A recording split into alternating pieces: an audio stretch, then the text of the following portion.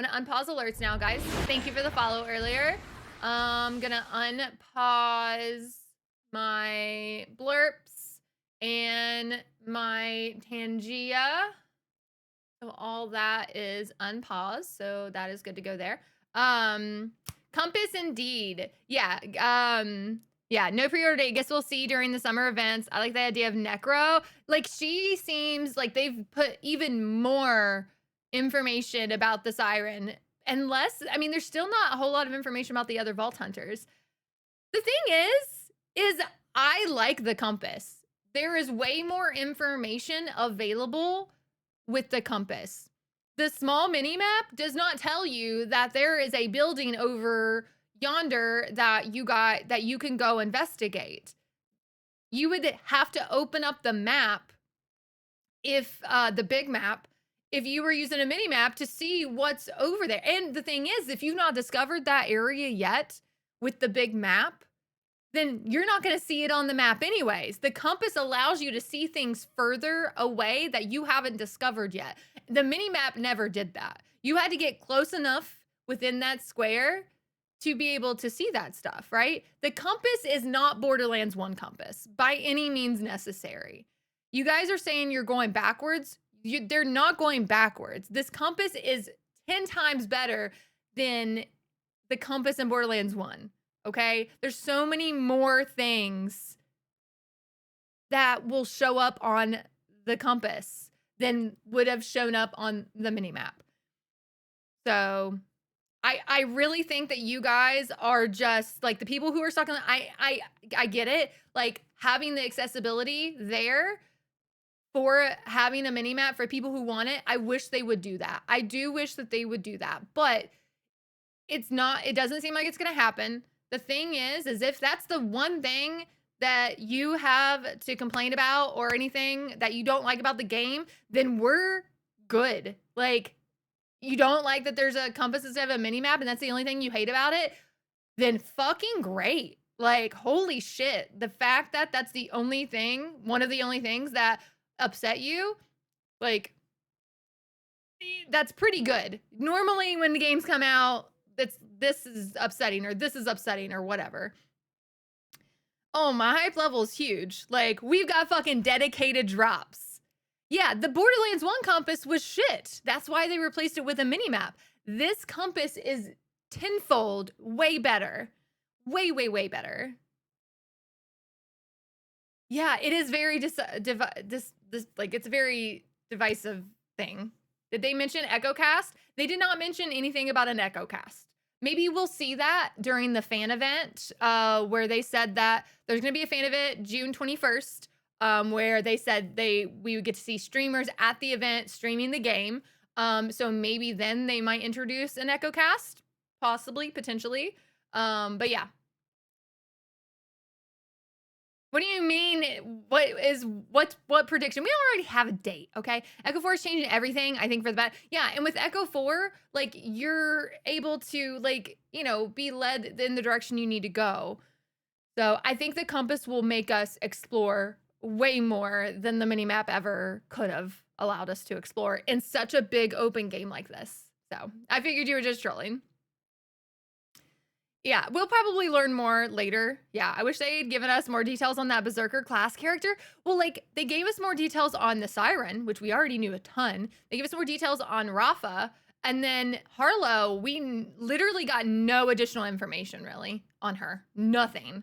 And then we did get some additional information on Eamon, that he has all these freaking different, cool, awesome weapons.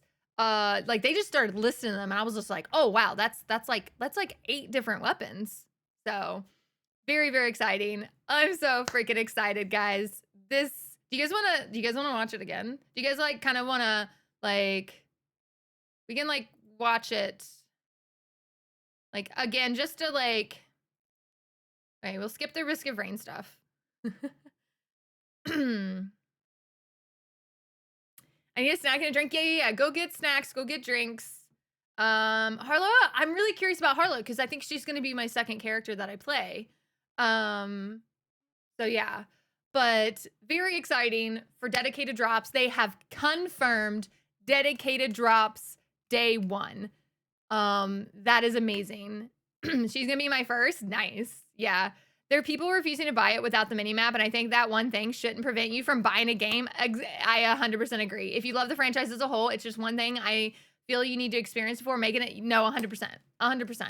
Like, if you don't want to buy the game because of a mini map, like, I guess don't buy the game. Like, but I don't think that if you're doing that as like a boycott because you think it's going to change their minds about like putting in a mini map, you're going to be sorely mistaken. Sorry to say, people aren't going to just, those people are going to be the minority, and it's going to be a very small minority. The mini map is kind of out. The mini map meltdown is a little out of control. Yeah. Like I get why people want a mini map. I understand. But for me, William Seagrave, thank you for the follow. Welcome on in. I'm gonna buy the game mini map or not. We need a t-shirt. We need a t-shirt. We need a mini map t-shirt. Is that what you're saying? Hey, is it the mini map raid? That was badass. Is it the mini map raid? Oh no. Thank you, Joey Bax. Thank you guys for all the follows. I appreciate it. It's a dad raid. It's a dad raid. K6, I'm extremely sorry. I'm sorry. But honestly, maybe you can talk to Randy at this fan event, right? And maybe you can just pay him the $10 yourself to get just your mini map. I did like how he explained the fact that they're you know, the reason why they're going with like no mini map. You definitely can see more things, and we kind of talked on it and hit on it before you came in, K6. Like the compass is not Borderlands 1 compass. It definitely feels a lot more improved and everything, so that's good. Guys, thank you for all the new follows. You guys are freaking crazy. Hi guys. Hi everyone. Hello. Welcome on in. But I don't think that it is going backwards in a sense that it's not the same as Borderlands 1 compass. I feel like it's a very much improved over like the Borderlands 1 compass. Thank you for the sub bomb. I appreciate it. They came in with like a wrecking ball. Yeah. Guess we'll see. We will see. We will see. Listen, I like he said, like I say, because we all know you're gonna go to this fan fest, K6, of course. So that's where, you know, you sit down with Randy and you be like, here's this $10 that you want. If I go, I'll bring $10 too. And we can both, you know, if I get to go, then like, we'll just both slip him a $10 bill and be like, here's the mini map money. That's what we'll do. We'll just be like listen, I want a mini map for everyone who wants a mini map. I personally, it doesn't bother me neither here nor there. I can deal with a compass. I've dealt with a compass in a lot of different games similar to this. Not a big deal for me. I know how much of a big deal it is to other people though. And it's an accessibility feature at this point, and I really, really would like them to do a mini map as a toggleable option. So I will pay Randy $20 in Gamescom to remove it again. Oh no.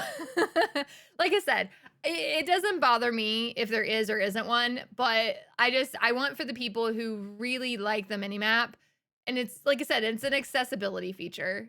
Yeah, it is 100% an accessibility feature, and I think that is something that they should add. I can't wait for all cars to get rid of rear view mirrors. Too much clutter. Right? Yeah. I just don't I don't need to know what's going on behind me. You know what? I'm going to pause stream. I'm going to go outside and I'm going to just remove my rear view mirror. I'm just going to remove it, you know? Yeah. But no,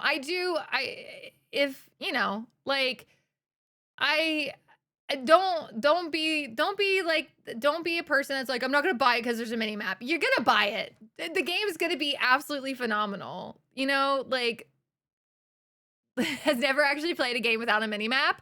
Oh, K6, you sweet summer child. I'm just kidding. Ooh, add a mini map or no Ava in the game. You can only choose one. I mean, I don't think they mentioned that there was that half the team that they split up. The team split up and went across the galaxy. I don't think Ava's in the game for a few things. They said the team has split up. Also, Amara is babysitting Hermes, which is Ava's pet. So if Ava was there, there would be no need to babysit Hermes. Right? I don't think she's in the game. Sorry, guys. Sorry for all you Ava lovers. Like, I don't think she's in the game. Remove brakes from cars? Yeah, we don't need brakes. I've played many games with oh, so they're lying on your name, K6. They're lying on your name. Thank you for the follows, guys. I super appreciate it. Thank you, Thumbs, for gifting that sub to K6 too. Like Borderlands 1. That's true. That's true. But that's before we didn't know better, right? Unless they both show up. Yeah. My question is, why is Hermes? Because she's off. That's what I just said, Agent. They split up. They literally said in this whole thing, they said, literally, the team has split up. So if Ava was there on Kairos and she was part of the team that went to Kairos, then she would be there and there would be no reason for Hermes to be babysitted by Amara. So I don't know, Steve. I don't know. Yeah, I'm fine with Ava. I don't care if she is or isn't in the game. Yeah, it's whatever for me. As long as it's a good story, as long as the characters are, you know, good, and we deep dive into them and we learn more about them. Like, yeah. Thumbs gifted you a sub. Can't wait for all the people to play and then say, damn, K6 is right. I guess we'll see. Listen, we'll see. Gotta run. Bye, Dad. Mwah, mwah, mwah. Love you. Thank you for the raid. I appreciate it. We're gonna watch this over again and talk about it and we'll pause and talk about each individual thing that they bring up and stuff. So and then we're gonna play some Borderlands 3 after. So don't go anywhere. Take care. Bye, K6. Love you. See you later. Talk later. Bye. And ever seen that he said that Invincibles will be coming later in the game and not at the start? Yes. Which it makes sense. You don't really at the beginning of the game want an Invincible just wrecking you, you know? Thank you, K6. I appreciate it. You're a fucking gem. Cover your mini map when you play. But the thing is I don't have a compass yet. So if I had a compass, I would probably use the compass over the mini map. But I don't have a compass. It's either one or the other. It's not good to not have both. Unless we're playing hide and seek. If we're playing hide and seek, then no mini map or compass. I need another Red Bull. I'm not gonna make it, guys. Me love you long time. Are you really his adopted daughter? Yes. We only live like a couple hours away from each other. We could hang out whenever we want. But I haven't seen him in a long time, so. We're not estranged. We just live too far away from each other. We don't live too far. We live like a couple hours away from each other. And we could like meet in the middle in like 45 minutes and like hang out. So, but we need to do it again, actually. We need K6. I know he left, but he needs to come see me. We need to see each other. So, yes, thank you so much for gifting all those subs. I appreciate it. When did you get adopted? Probably, oh God. I don't know. When K6 came into my stream randomly one day, I was farming for a flipper and I was using reverse psychology on the game. Thank you for the follow, Queen. I was using reverse psychology on the game and I pretty much was just like, I don't want a flipper. Fuck the flipper. It's the worst gun in the game. I don't need one. And because I'd went like 50 runs or something without a flipper. It was kind of crazy. It was when that DLC I think first came out or something. My RNG was shit for some reason. And I literally got one that run after using reverse psychology on the game. And K6 was like, wow, just out of nowhere, talked to my stream. And him talking to my stream, he adopted me. So yeah. You're super duper welcome. It made me think it might be like Broke Hearts event or something similar where the invincible enemies might come into play. That's true. I would love events. Yeah. The flipper is a 1 in 3. Dude, I know. You can ask K6 this story. He literally came in and watched me. I don't even know. I don't know how many it was. It might have been, I don't know if it was actually 50, right? But like, it was way over the amount I should have had to farm for the flipper. But yeah, so it was a good time. You could ask him about it one day. But yeah. How much do we need to pay Randy to give Killer 6 aimbot for Borderlands 4? Oh man. Oh man. I don't know. If I missed anybody's questions or anything like that, please don't hesitate to type them in chat again. For me, I can take it or leave it for minimap. When I play Division 2, I also play Division 2. A modifier, when I have a modifier on where I have my minimaps shut off, so I'm used to playing. Yeah. I hope we get events and Borderlands 4 as well. Yeah.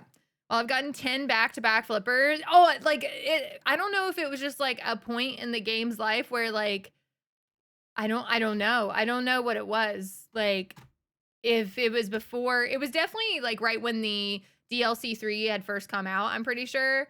So, yeah. Yeah, you can't fix K6's aim with aimbot, no. What's up, Don Anzador? How are you, by the way? Yeah, there's been times where, like, I'll get back to back to back to back to back, and then, like, nothing for, like 15 minutes. It's kind of crazy. But yeah, okay. So I'm having an absolute blast. I love this show. Like, This is one of the we're best gonna shows. I've we're been gonna going to video game shows talk since about this again. 1995. Holy shit. And PAX is one of the best. Everybody in can embracing jump the in and community discuss. and bringing gamers together. We're gonna have it's so much fun a to sit good and talk discussion games with all of you and see a all the cosplay. calm Look at this front discussion. We're row. not gonna tell anybody they're stupid. Oh man, I freaked out when this Good, happened have a great earlier. I was like, oh my god.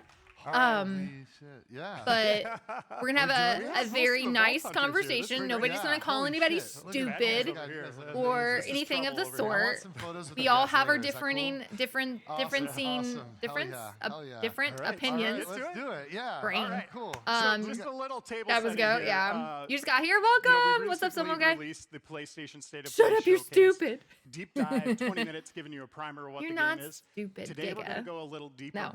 into the game and kind of show you some of the things you've Yeah. been asking questions about. I So- actually have community questions that I got online. I'm with that stupid. we'll Oh be my asking god. as we go about this. He's a But it's stupid not just poo-poo gonna be Randy head. and me talking today. We have developers from Gearbox here. Yeah. The team's hard at work on the game right now, but they took some welcome. Are you guys ready? Okay. Yeah. I want to kind How, okay, before, of just go over and We moved the date up. be Did you able guys to see talk that? about things without having to When talk does over that ever them for the happen? first when we Everybody first was watched like, it. oh, So yeah, GTA 6. Like, dude, we had no idea. We discovered when you guys did. We've got this, you guys. This game is in great shape. We're cooking. we're cooking. We are If we could name cooking. Trouble the Cat, I would name it. No. Yeah, baby. All right, sorry, Reiner. Go ahead. Well, I'm going to ask you a my question God. first, Randy. So, yeah, stay on the edge of your seat. Players Minimap, Gearbox Players Minimap. DJ. Oh my god, that's great. Yeah. Gearbox is like, no. Here, this is an intense Oh question. my No, god. you've been involved with every Gearbox release so far. Yeah, That's every Borderlands game, of course. Brothers in Arms. yeah. You even worked on like Half-Life game, Duke How do you Nukem. pause? You've seen it all. You've done it all. How do you feel Oh, at you this just click. moment in time Okay. where we're at with Borderlands 4?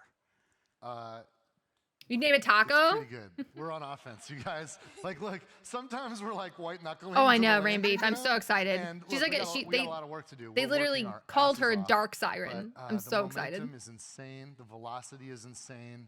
I don't think the cup we've is bar is a ever problem, but been I'm in a stupid. better Same. spot this far from launch as we are right now with Borderlands 4. Yeah. And I'm Like he said, like we have never been in a better spot this far from launch with one of their games. So like this right here, like we've never heard them really like say that. A lot of times they'll be very like, jumping around the question and not really answering. But like these guys are very confident. You can tell, and just the way they talk about the game, that they are so excited to show us this game and for us to get our hands on it. So yeah, it's gonna be a good time. I'm excited. really, really stoked because I kind of need a game like this right now, you know? We all do, Randy. We all need a game like this right now We're all just like chomping at the bit. We need this. I kind of need this, so I'm stoked to play it. I just can't wait to get So it same done Earth, so we can all can't. play it. We kind of can already. So the static state of trouble is purple, which is kinetic damage, and it did say at some point in this when they were talking about Vex that her main like element essentially it's actually kinetic. You get a really good big damage boost with kinetic, but by just switching your gun's elements or having a gun with a certain element actually changes trouble's color and element. So Play together. You guys want to play together? that's saying a lot. Exactly, Simple Guy. 100%. So I agree. Go back to the end of Borderlands 3, kind of connect the dots for people. Just spend a few seconds before you get to the new stuff, setting the story, Randy. Lilith I'll be teleported great. Elpis I got away. you, Queen. No Why did worries. she do that? What We're was gonna the play. purpose of this? We're gonna play some Borderlands 3 after we watch this and talk about it. So like with the numbered sequels, we're on a continuum with a story, and at the end of Borderlands 3, everything that we knew was at stake. Pandora itself, the planet that everybody lived on, was evolved, and the moon of Elpis was the key. Nah. And if the key went into the vault, We're just gonna Lilith talk and to all of her Amara friends would die. 17 million times, So or she meet up with effectively Amara or sacrificed whatever. herself to save Sorry. everyone and bamfed Elpis away. But where did it go? Where did it go? And now we Sorry. know it went to No, this just 16 million? this Yeah, other pretty place much. on the other side of the galaxy, a new place that we call Kairos. In April, Yeah. this is a community question that I saw online. Where are the rest of Yeah, the Crimson Reaper. Raiders? We're gonna go So the over rest it, of the Samaranth. Crimson Raiders, they just cannot give up on Lilith. There's always this hope for them. So they have split up trying to find her throughout the galaxy. Probably Agent. So Yeah. we haven't seen the end of them, but we're going to get to visit with some of them. Guys, I'm gonna go get another Red Bull. I will be super duper right back. Give me a second.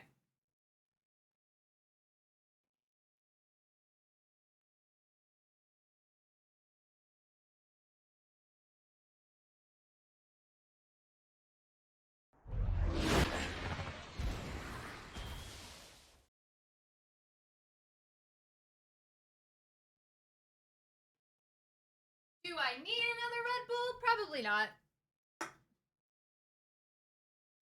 But we are going to have one. You guys like my slurm? Look at my koozie. It's a slurm. Super cute. All right. Sorry. Hey, Dark Dragon, thank you for the follow. Welcome on in. That code put me at 46 diamond keys and 347 golden keys. It's crazy, right? Ooh, can we post that key again? Yeah. Well, so like they said that the group split up. Thank you, Thumbs. Appreciate it. You'll grab. Well, I'll grab another monster, right? Yeah. All right. Borderlands 4. And You guys we want me know to the turn it up? I need to Timekeeper turn is it our up. big bad in Borderlands 4. Boy, howdy. Boy, howdy. And he rules Kairos with an iron fist, or a golden fist, but Yes. we don't know much about him, his motivations. Wait. Can you walk us through who the Timekeeper is? So the Timekeeper, Go back 15. Wait, go back 15 seconds? What are you talking about? Online, where are the rest of the Crimson Raiders? so the rest of the Crimson Raiders, they just cannot give up on Lilith. There's always this hope for them. Yep. So they have split up trying to find her throughout Yep. the galaxy. So we haven't seen They have split up. We have not seen. They have split up. Most likely where Ava is right now. She is off. Why would you put your two sirens together, right? If you think about it, you wouldn't keep your two sirens together. You would most likely split them up because you have a very powerful siren over in this area. You have another super powerful siren over in this area. You're split up. You're looking for Lilith, stuff like that. So maybe, yeah, she says, the end of them, but we're going to get to visit with some of them in Borderlands. yeah, she said we're going to be able to visit with some of them in Borderlands 4. Now, could they decide that they want to do like DLC where we go out and we go and find Ava and tell her, "Hey, we found Lilith." Like there could be DLCs revolving around them, or we could get DLCs just based on brand new characters. So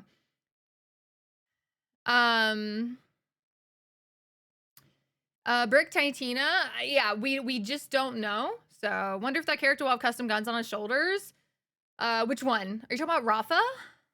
Rafa has the almost like a mantis cannon type thing. He has the like a plasma gun, and then he has his blades.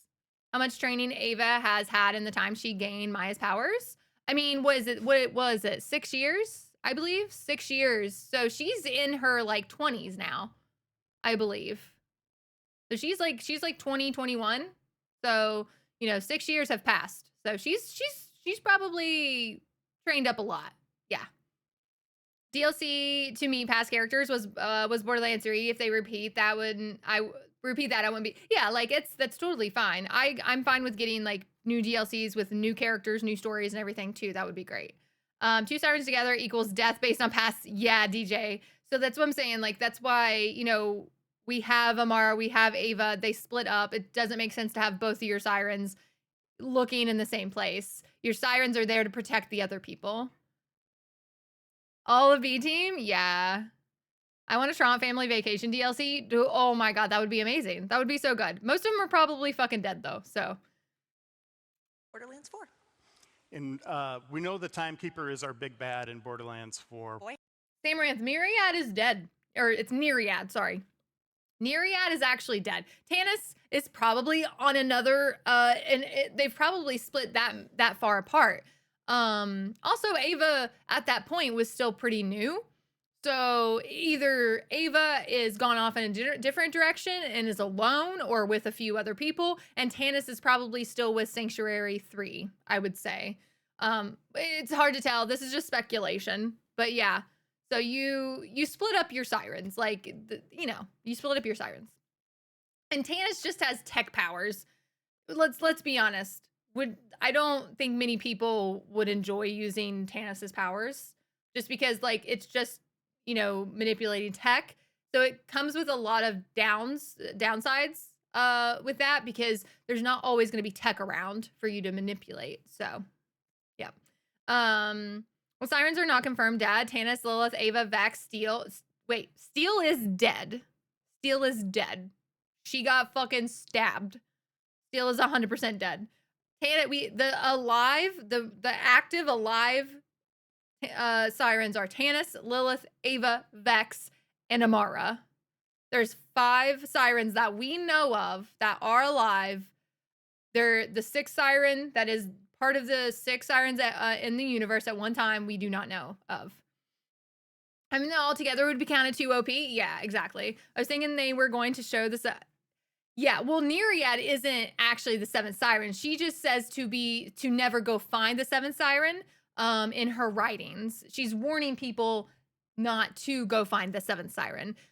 She herself was the leech siren. Her powers, when she died in that vault that Typhon and his wife, Layla or whatever her name was in there boinking, had the twins, and that's why the twins got Nereid's leech powers. She locked herself away so nobody would be able to use that leech siren power ever again.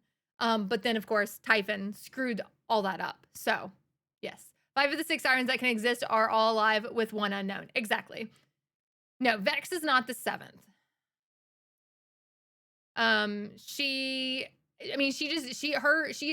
They have called her a dark siren is what they're calling her. So I highly doubt it. Highly doubt it. The fact of the matter is we only know 5 of the 6. So until we find 6 and then find another, yeah. Yeah, she's like she might be like an anomaly siren. Yeah. Do you know how many ceiling chairs you are dismissing right now? The sheer army Tannis could imagine. Neo. Love that. Is the end of everything? Yes. Yeah. The 7th siren essentially will bring the Great War, most likely. This may not even be the Great War. The Timekeeper and all this might be a lead up to the Great War. So, you never know. Like, Borderlands 7 might be where we find the 7th siren. I don't know. Like, you know what I'm saying? Like, yes. The 7th siren would essentially be a cataclysmic event, most likely. Is Asha she is non-canon. Asha is non-canon. She's only from the comics. I would love to see the Watcher. I mean, we killed the Seer, so yeah. But yeah, okay, let's continue. That's what I'm thinking. This is the start of events to trigger the war, not the war itself. The more and more information we get, that's what I'm thinking, Miss Lori. Yee. Hey, howdy. Boy, howdy. And he rules Kairos with an iron fist, or a golden fist. Listen, the gold, like this super techie vault, right? The super techie vault, very, very interesting, very crazy, right? Like normally it's purple because of iridium. The thing is let's put 2 and 2 together. Ordinite is on Kairos. We haven't seen iridium drop at all. Iridium doesn't seem to be a part of the game at all. Ordinite's like orangey yellowish, right? So maybe that's essentially how you infuse Ordinite into things to make them more powerful. So maybe we use Ordinite to maybe trigger opening vaults or doing certain things. This is all build up to the Great War. Totally can see it. Yeah, I think so too. Yeah, like Ordinite vaults. This looks like it could be essentially a tech vault, or maybe Ordinite is essentially, because he said he came up with the name because Ordinite, right? So most likely Ordinite is something that the Timekeeper has probably just invented or made or developed or whatever, right? We only know of 5 potential sirens still alive. Yes, Amara, Vex, Ava, Tanis, and Lilith is 100% alive. Yes. Lilith is 100% alive. We are literally going to go find her. There is 6 sirens at any given time in the universe. We do not know of who the 6th siren is at this point in time. The 7th siren, we have been warned by Nereid to never go and find the 7th siren. It would essentially cause, cataclysmic events. So, Ninja Monkey, thank you so much for the follow. Welcome on in. It's not a currency. Yeah. They mentioned it's not a currency. Correct. But us using it to power vaults or us using it to power weapons or upgrade weapons or doing certain things like that, that's not a currency. We're not buying things. We're not exchanging things. That's a currency, is exchanging things, right? That's not what I mean when I say power up vaults or whatever. I think Ordinite is something, she said something about explosions at some point. We're gonna talk about it more.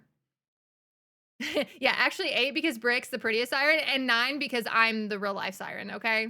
Let's just get that straight, okay? Father Warmus, thank you for the follow. I like how Borderlands lovers talk like they are real people. I love No, I'm sorry. I do. I love lore. I love Borderlands lore. I love talking about it. I could talk about this literally for 8 hours. Oh man, right, Monkey Spring? Maybe we can eat the Ordinite? Yeah, she mentions like explosions, I'm pretty sure, with Ordinite. So yeah. Okay, let's keep watching. Let's keep watching. But gotta get more talking we points. don't know much about him, his motivations. Can you walk us through who the Timekeeper is? So the Timekeeper wants everything under control. I want to be best friends with April, just so you know. I love her. She's adorable. He doesn't want anything to deviate from his vision of what Kairos needs to be. And to maintain that control, he does what, you're gonna do, which is... Oh, probably, yeah, Dave Bourne. Is it from the screen with the skill tree, where all the skill tree was filled out? Probably. Is planet-wide propaganda, outlawing vault hunting, doesn't want anything to do with... Agent, I'm sorry. I envy cosplayers. I envy them. Ugh, when they were showing Trouble. Okay, got you. What is that? Is that like a, oh, I see. Oh man, can I zoom?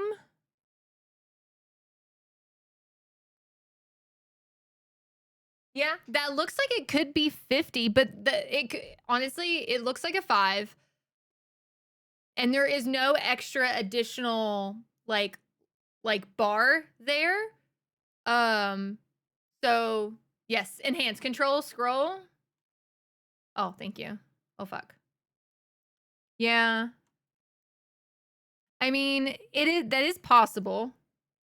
It definitely does seem possible. That also could be, that could be another number. That could be a completely different number though too, potentially. Like, it's hard to make that Enhance. out. Enhance. Enhance. Enhance. Enhance. Thank you. Just print the damn thing.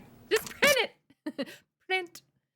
Yeah, no, I envy cosplayers, to be completely honest. Like, I do. I envy cosplayers. They are so talented. I am not that talented. I make quilts. That's as far as artfully talented that I am. So, to cosplay Trouble. Oh my god, they're cat to cosplay Trouble. I mean, Sky can be a cat. I could just spray paint, like I could do pet color safe purple and like spray her and she could just be my Trouble. All right, sorry about that. Okay, all right, cool. What about infinite ammo? Yeah, that's for the ordnance sections, yeah. That could very well be level 50, 100%. With Vault Hunters. And, I mean, if you're gonna do it, you might as well have a massive unyielding army, which is our order army.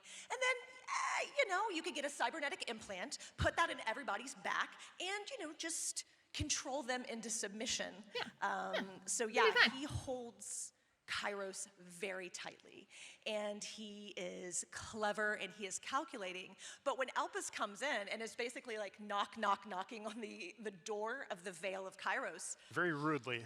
very rudely, we might see the Timekeeper struggling to maintain that control. And you get a couple of Vault Hunters involved. The dude's had it locked down for like thousands of years. Yeah, this dude is old. This dude is so fucking old. He's gonna be so powerful. And suddenly, some punk ass Vault Hunters show up and wreck his shit. That had infinite ammo? Hold on.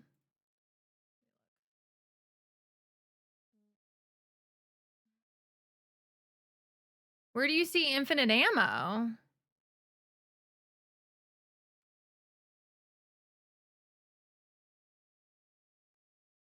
Oh, because it's probably an ordnance.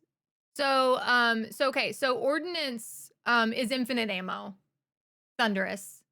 So ordnance can be machine guns, they can be rocket launchers, grenades. They technically have infinite ammo that to an extent, but it also has a cooldown and a specific time you can use that. I just shipped my bed. I just shipped my bed.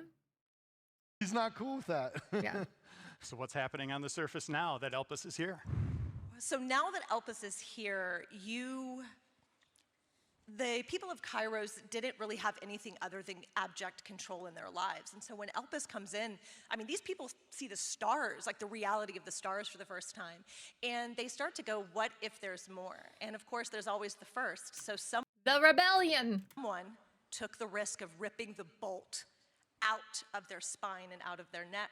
And I bet it was the lady, the real pretty lady with like the gold and the cracks in her skin. Maybe her ripping the bolt out of her head, her neck, caused those cracks all over her face and stuff, you think? Maybe? encouraged everyone to seek that same freedom.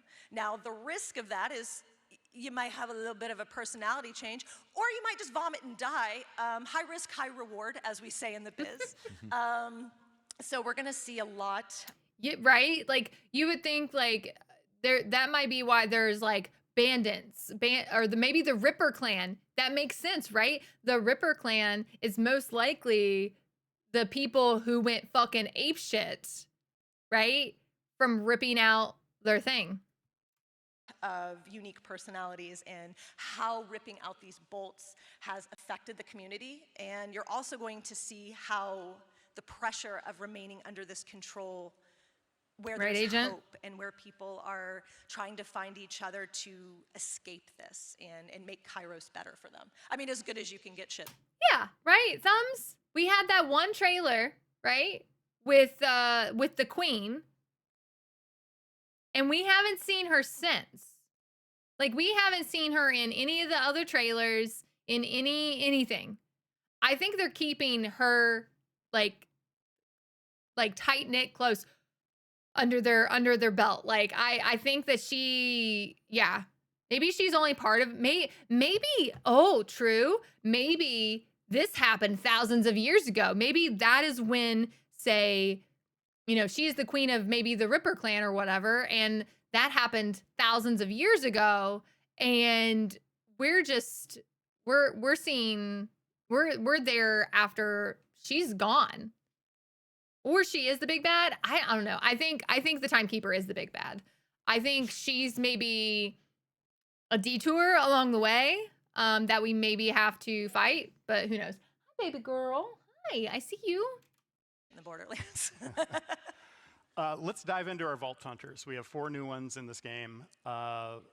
And I'm going to ask this to both April and Nick here. So April, talk about who they are, and Nick, maybe give us some new tidbits on gameplay. Yeah. Let's start with Vex the Siren. She's not your... She's a dark... They're labeling her as a dark siren. So she has these summoning, like these very cool summoning powers. She also has... She essentially has lifesteal powers. They mentioned that she has lifesteal powers here coming up. Typical siren. She's not. Vex is a bit newer to her siren powers, and she didn't always have a lot of the best situations growing up, and she knows that a lot of bad things happen, even if you're a good person. And with this sort of awakening of her siren powers, she can finally do something about it. And where that sort of manifests. All right, so we've got... I think maybe her wings come out of the mechanical wings on her back, because if you look at her incarnate skill, you don't see those wings, right? You don't see them. So you only see them on the Dead Ringer and the Phase Familiar skills, right? So I think that those are her wings that come out. So those things turn into her like ethereal wings, right? Sky's trying to play with me.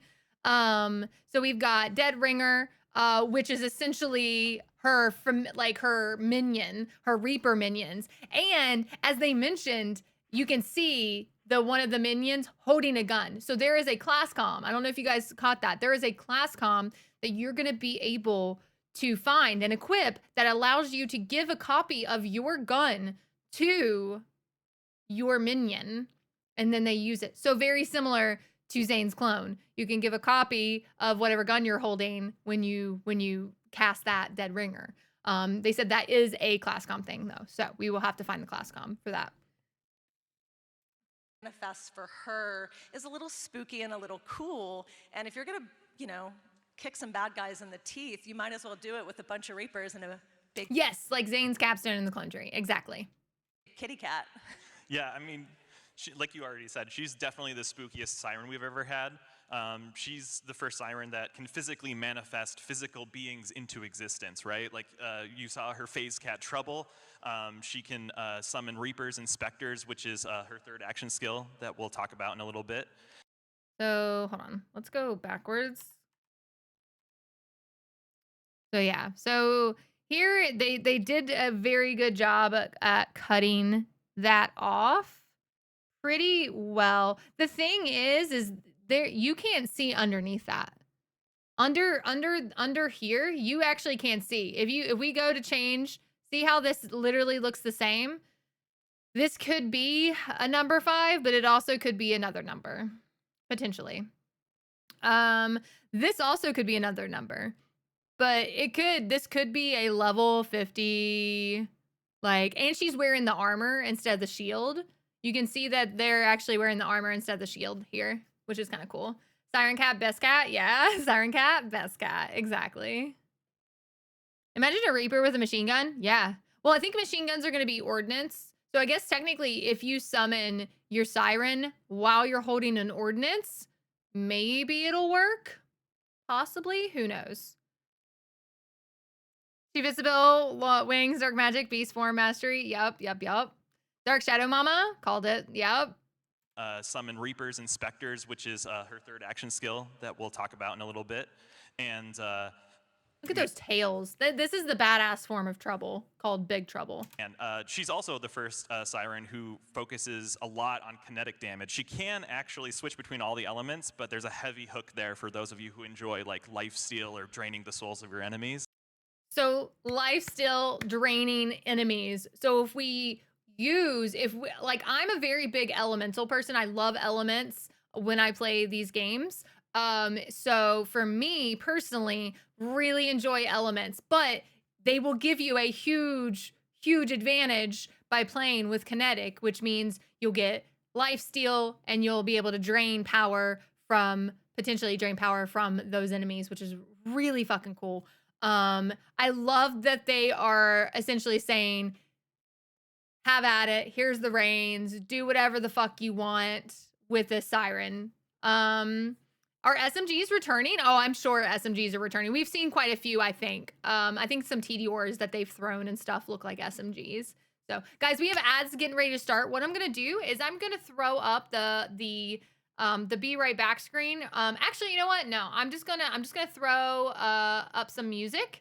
So you guys can take a look at this. I'm gonna go to the bathroom. You're not gonna miss anything. I'm not gonna play. We're gonna continue talking about this in just one moment. I will be right back. You guys listen to music and have a good time. And you guys can talk amongst yourself in chat. I'll catch up when I get back.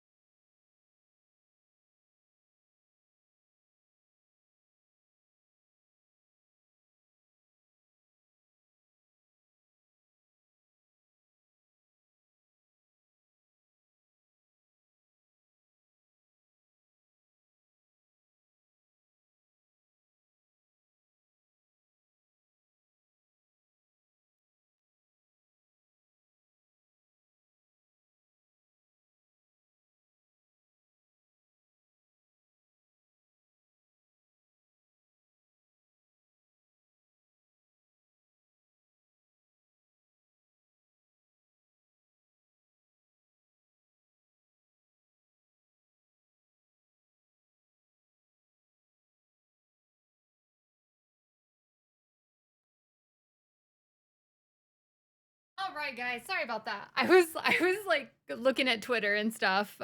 So many things. Oh my gosh, Twitter is just beaming with like just people just absolutely hyped and insanely excited. Thank you guys for sticking through those ads. I super duper appreciate it. You did not miss a thing. I was away from the screen. I'm gonna finish catch up on Twitter real quick.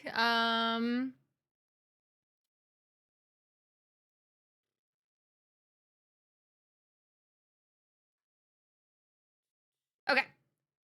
What do you think you are most excited for? Ooh, fuck. Oh, the fact that we have dedicated drops day one, fucking phenomenal. Honestly, the Dark Siren, like everything about her has me so incredibly excited. I've always been a Siren main, always. I've always been a Siren main. I love the Siren. She is so incredibly good. So incredibly good. Love the Siren. Like, I think she's going to be the most fun Siren that we have had to date. And I cannot wait to get my hands on her. I cannot wait to just dive into her skill trees and just look at everything and just experience every little nook and cranny of her abilities. Honestly, dedicated drops, possibly pearls. Randy, I think just wants to fuck. It could be either Randy was fucking with us or he just wants to keep us, you know, by the balls. He just wants to have us by the balls on that, and it'll keep fans longing for that, you know? Did I miss it live? Yes, Pie Man, but that's okay. We're at the very start of it, having conversations. We're going over everything again, so you haven't really missed much. They talked about the timekeeper, and like they did talk about how the Crimson Raiders have split up, you know, to go and find Lilith. Of course, Amara and her team have come and found Lilith and Karos.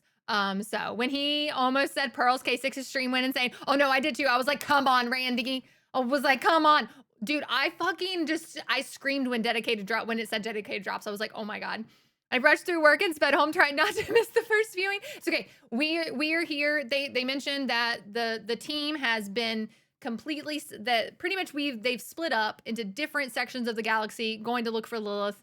Obviously, that's why we're not seeing Ava, and that's why I think maybe Ava was there, but then she split off and went somewhere else, possibly because Hermes is with Amara. So for some reason. But yeah, no, we're going through it again. We are talking now about they're talking about each of the Vault Hunters. So we have Vex. They are labeling her as a Dark Siren. I'm so excited. She is going to be amazing, Pie Man. The fact that he said it means he knows everyone really wants Pearls. So my guess is yeah, if they do Pearls and adds it into like a DLC, I think that's totally fine. Because if legendaries are legendary, then Pearls have to be like in-game, just absolutely the fucking coolest shit you've ever seen. I don't want Pearls for them to suck. Like a lot of them did in like Borderlands 2. And do not make the Bearcat a Pearl. Like exactly. Like the fact that Pearls, there was a few good Pearls, but most of them just fucking sucked. You didn't use them, right?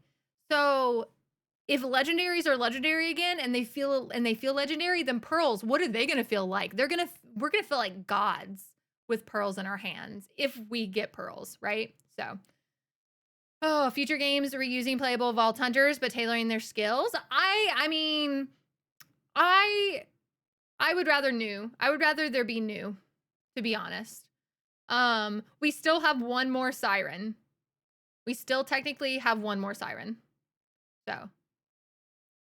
Yeah, Pearls could be Legos with perfect part combination. True. It would be on brand for Pearls to suck. It would, but like, why? Why even do it at that point, you know? Like, if legendaries are so fucking amazing, then make Pearls feel godly. I want Pearls to feel godly if they are in the game. So, okay. we're gonna go over Vex here and pause and talk and stuff. So Vex is a bit newer to her siren powers, and she didn't always have a lot of the best situations growing up, and she knows that a lot of bad things happen, even if you're a good person. And with this sort of awakening of her siren powers, she can finally do something about it. And where that sort of manifests for her is a little spooky and a little cool. And if you're gonna, you know, like I said, again, she doesn't have, oh wait, no. So if you look, her wings that she has in the other two pictures, they look like they're kind of folded down. So maybe those are where her actual like incarnate wings come out of. I think Moxie, who speculated pearls could be super rare parts. Yeah. I mean, that would be fine. Weren't pearls in Borderlands 1 actually? I think so, yeah. I wonder where she got her powers, if she's newer to them and it's 6 years after Borderlands 3 ended. Yeah, I mean, she's newer to her powers. But she seems like she's pretty well in tune with them, though. You know, she's pretty powerful, it seems. So, kick some bad guys in the teeth, you might as well do it with a bunch of Reapers and a big kitty cat. yeah, new could mean within the last 6 years, though, Thumbs. If you look, Maya was young when she got her powers. The twins were young when they got their powers. They were babies. And I believe Amara has had her powers for a while. So I really do think that like new just meaning probably within the last 6 years. Newer's very vague. Yeah. So what siren died to pass siren power onto Vex? Probably the twins, if you think about it. Now, granted, when the twins died, that doesn't mean she gets their leech powers. That could just potentially mean her powers were already predetermined by the universe. And when the twins died, she became her siren. Unless the twins specifically knew who they were going to pass their powers on to, because sirens can do that. But I don't think that they knew that they could pass, or that they had planned to pass their powers on to anybody, because they were evil. So yeah, that's exactly what I just said, Thumbs. That, you know, I don't think there's only 6 powers in the universe. I think that there's an unlimited amount of powers, and depending on the person, depends on what your powers can be. I just think, now, granted, obviously, Maya passed her powers on to Ava because she knew she could do that. And so, like, if that's the case, then they get those specific powers. Now, they might be different per person, but they're going to be the similar powers. Until the twins both died, and their death was the key. Exactly. Dark Siren, a more chaotic siren, maybe, like Tyrene, who is just, yeah, she is considered to be a dark siren because her powers are summoning and like infusing power into herself. Yeah, it's hard to say. I know you can pass down your powers, but yeah, like I said, I think that there's a lot of different factors that could go into a siren becoming a siren. I think my personal opinion on it is that there's an undetermined amount of siren powers, that there's all these different factors that come into play. There's only certain women that can become sirens. So at birth, she was determined that she could be and will be a siren at some point in her life, as long as she survives to that point. But nobody knows unless she meets another siren and that siren passes the powers down onto her when that siren dies. So there's a lot of factors that can come into play. I love summoning gameplay. I think this is a great way of doing it. I think they did a really good job. Maybe that's why the powers Vex got is dark. I don't think that she got Tyrene's powers. Tyrene's powers were leeching powers. They did mention lifesteal in here, but Tyrene couldn't do these type of things, right? Like Tyrene, this wasn't Tyrene's like MO with her powers. Her powers were literally just leeching, and that was it. She was able to get other people's powers, but that was it. So maybe Vex got it. I don't think. Lilith got her powers back. Yes, because that's who the powers truly belonged to, was Lilith. But Tyrene's original powers went off along the ride. Yeah, so the sixth siren could have leech powers right now.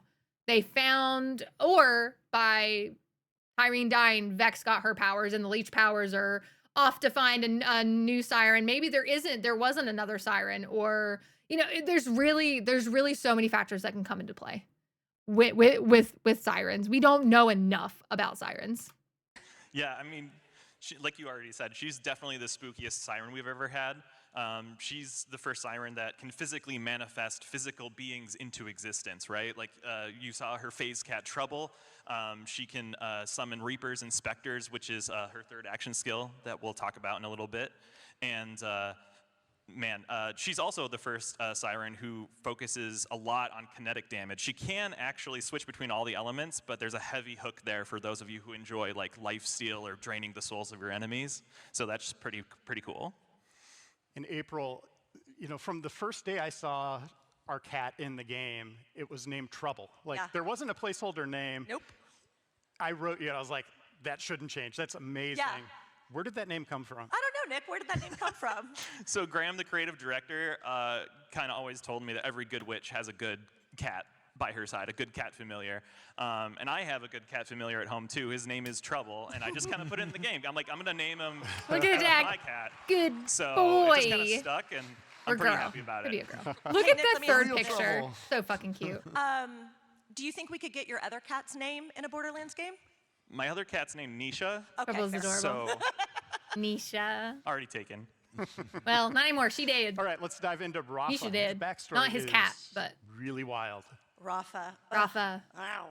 So Wow. Rafa grew up in microgravity, and this had a permanent effect on his bones, his muscles, his organs. So he would struggle to live anywhere else, which sort of isolated him, and he has got a lust for life and wants to be out there and doing things. So along comes Tedior and gives him this exosuit.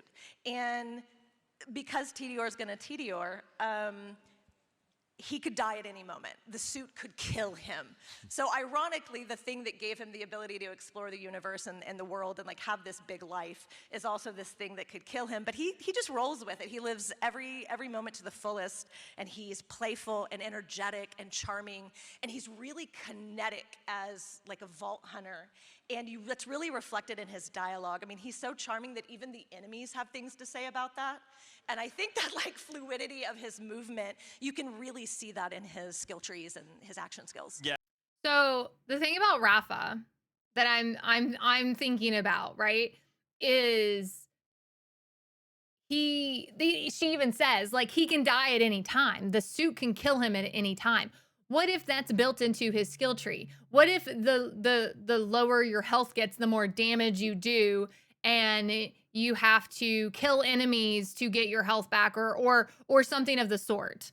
They cover so much. Yes, if you Eruption Fangs YouTube has so much siren lore. If you weren't able to hear all of the Nereid recordings, if you weren't able to really dive deep into like all the echoes within Borderlands 3, where a lot of siren lore got explained, he goes through all of that on his YouTube. Definitely check him out. But yeah, so what if what's the point of saying he could die at any time if, they didn't implement that into it? So like he's really powerful, but the more you use his powers, like more damage you do, maybe like his health goes down, stuff like that. I don't know. Like, I don't know that I would, and he's still going to be the last Vault Hunter I probably play.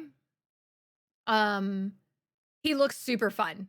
Like, I am so excited to play as Rafa, but I will play as Siren first. I will probably play as Harlow my second. Eamon will be the third. Eamon looks so fucking cool. I'm so excited about Eamon. And then Rafa. They all look super. Yeah, he has 1 HP and only shields, like a deathless, like almost like a deathless build, right? So that's what I was thinking. Like he's essentially a deathless character. Like he's on the verge of dying at all times, but he has like abilities in his skill tree that give him, the lower his health is, the more power he gets and stuff like that. So potentially, possibly, who knows? We'll see. Perma-deathless, yeah. For me, it's probably Eamon, Vex, Harlow, Rafa. Yeah. Vex, Harlow, Eamon, Vex, Harlow, Eamon, Rafa is my choice so far. I could change my mind. Absolutely. I mean, like you said, if charisma could kill, he used that as a weapon, but unfortunately, it doesn't do much. So he doesn't have fight for your life. He just dies. Ugh. Instead, he has energy blades. He's got laser guns. He's got shoulder-mounted cannons that some of our fans at home already spotted in the previous trailer. And yeah, he's easily our most agile Vault Hunter to date, and we're really excited for folks to. So maybe he's very fast. Maybe he, like, the lower his health, the faster he moves, something of that sort. Because like I feel like they could play into like he's always on the verge of dying type thing, and play it into his skill tree, but do it well enough to where it's not like a hindrance, you know. To equip some energy blades and get slicing. All right, and Harlow is also an interesting character. Into science, technology, Harlow. but has a connection to. We get to phase lock people with Harlow. That's essentially what we get to do. I'm so excited for her. A well-known Borderlands family. So, as some of you rowdy, wonderful fans noticed, Harlow is part of the Trant family. And you can imagine, if you heard that 40 to 50 times a day, you would also pick up a book on theoretical physics. And so Harlow is joyful and brilliant, and she's got 5 PhDs, and she has this force of will and this drive. And why not use all that brains and that creativity to just bend gravity to your will? Yeah. Yeah, I mean, scientists love to learn new things, especially when that means imploding or exploding your enemies. I mean, make it a blurb. Somebody take that thumbs, make her saying Trant a blurb, please. Ways to do that, right? We've already seen her, destruct in this giant apparatus that fires like a disco ball of destruction. It's pretty cool. She can lift her enemies and slam them into the ground, and she even has quite a few gadgets that we haven't. I do like that, like, she can lift them and then slam them and make them explode and stuff. I think that that's really, really cool. Hold on. Let's go back, like, but. No, I can't do it on my work PC easily. No. Yeah, obviously. I just know you like doing blurps, so. We've already seen her, destruct in this giant apparatus that fires like a disco ball of destruction. It's pretty cool. She can lift her enemies and slam them into the ground, and she even has quite a few gadgets that we haven't quite shown you guys yet, but they're pretty sweet. I'm so excited. All right. Yeah, they don't really talk much on Harlow. Like, she's the most unknown Vault Hunter to date. Like, out of the four, she is the most unknown. We know very little. We know so much about Vex now, where she was originally the most like unknown. We didn't know anything about her. Now we know the most about Vex, and we know even more about Rafa, and even Eamon. They're about to talk about Eamon, and we know so much about Eamon, just about like all the different weapons he has, which is really cool. I think I still can't wait to know more about Harlow. They look so much fun to play, and I'm very excited to I don't know if they're a she or they, but they look so much fun to play. All the techie stuff and like the explosions and the rainbows and like it looks like it's potentially different elements and stuff like that. I'm an elemental user and I love it. We still know less. I'm talking about action skill, Pie Man. I'm talking about action skills. I'm not talking about like backstory. I'm talking like, as of the 4 Vault Hunters right now in Borderlands 4, we know the least about her abilities. So, And, okay. Amon, he is apparently a part of a Vault Hunter worshiping clan, or Vault Monster worshiping clan. Tell us about him. I will tell you that if you are going to worship vault monsters and decide to open a vault, that's not going to go well. Yeah. And so unfortunately for Amon, he lost his entire family, he lost his spouse, he lost his friends, his community, and he sort of harnesses this deep grief to decide, well, you know what, a vault monster took something from me, so I'm gonna kill every last one of them. And he is a big, beefy daddy. He's a big, beefy daddy. Love it. But I will That also needs to be a blurb as well. I will say there's also this really beautiful warrior poet side to him, and he wants to find community and connection, and he's just so single-mindedly focused on literally and figuratively forging his body into a weapon. Yeah, and all the blurbs are coming from April. They are absolutely like all of these like blurps, perfect. I mean, other than forging his body, he also has what we call forge drones that live in his spine and the side of his arm.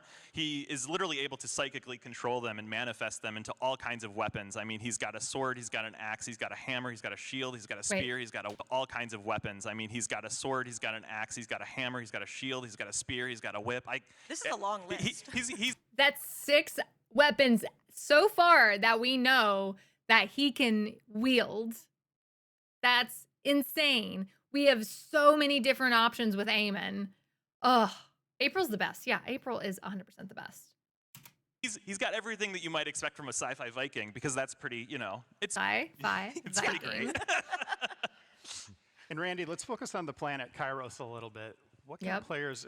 So yeah, Eamon feels very like you said, like Rafa kind of feels like Wilhelm. I actually think that Eamon feels like more Wilhelmy. He has like a robotic, the spike in his arm, like he has all this stuff that he can control technology wise, and like I hope they scale in game number values. Yeah, for sure. I definitely hope they do too. Yeah. But yeah, 6 out of who knows how many weapons. Like Eamon looks so much fun to play. Like it was between, for my second character, it was between Harlow and Eamon. And honestly, the more I see, who knows? I still don't have like a set. We know I'm gonna play the Siren first, but like Eamon and Harlow, they're a close second. So I don't want insane scaling in Borderlands 4. I hope that they do scaling really nicely. I really, really hope scaling is good. So black with weapons instead of pets. Yeah, pretty much kind of like that, Pie Man. Yeah. Will be something that will need to work, but it will work out. Yeah, like we got it. Like I said, they're giving us a lot of really amazing day one features. We just got to make sure we are giving constructive criticism and feedback to Gearbox and Borderlands and be patient with them. Like their quality team, I'm sure is doing, their QA teams, I'm sure is doing a great job. But when content creators and just normal people out, like when the game releases, when we get our hands on it, we fucking just tear into shit, and we dive into it probably more than their QA team can and will. So we are the ones that like really like are gonna find great game breaking things, and just know that like when Moxie finds a game breaking thing, 12 hours into playing, like it's probably gonna get fixed. So just be aware. That's just how things work. At max level, like Borderlands 2, yeah. To be frank, Gearbox had balanced everything good enough except for OP10. Yeah. All right, continue. Expect as they're traversing this world. Oh yeah. Well, look, it's if you're like a human living on Earth and you want to like go someplace safe, Kairos sucks. Like Probably you're Nero. fucking dead. Like everything will kill you out there. If you're a Vault Hunter, it's awesome. Yeah, Pie Man. Because nobody gives a shit if Yeah, like they eventually got there, Pie Man. M11 wasn't always in the game. They eventually got there.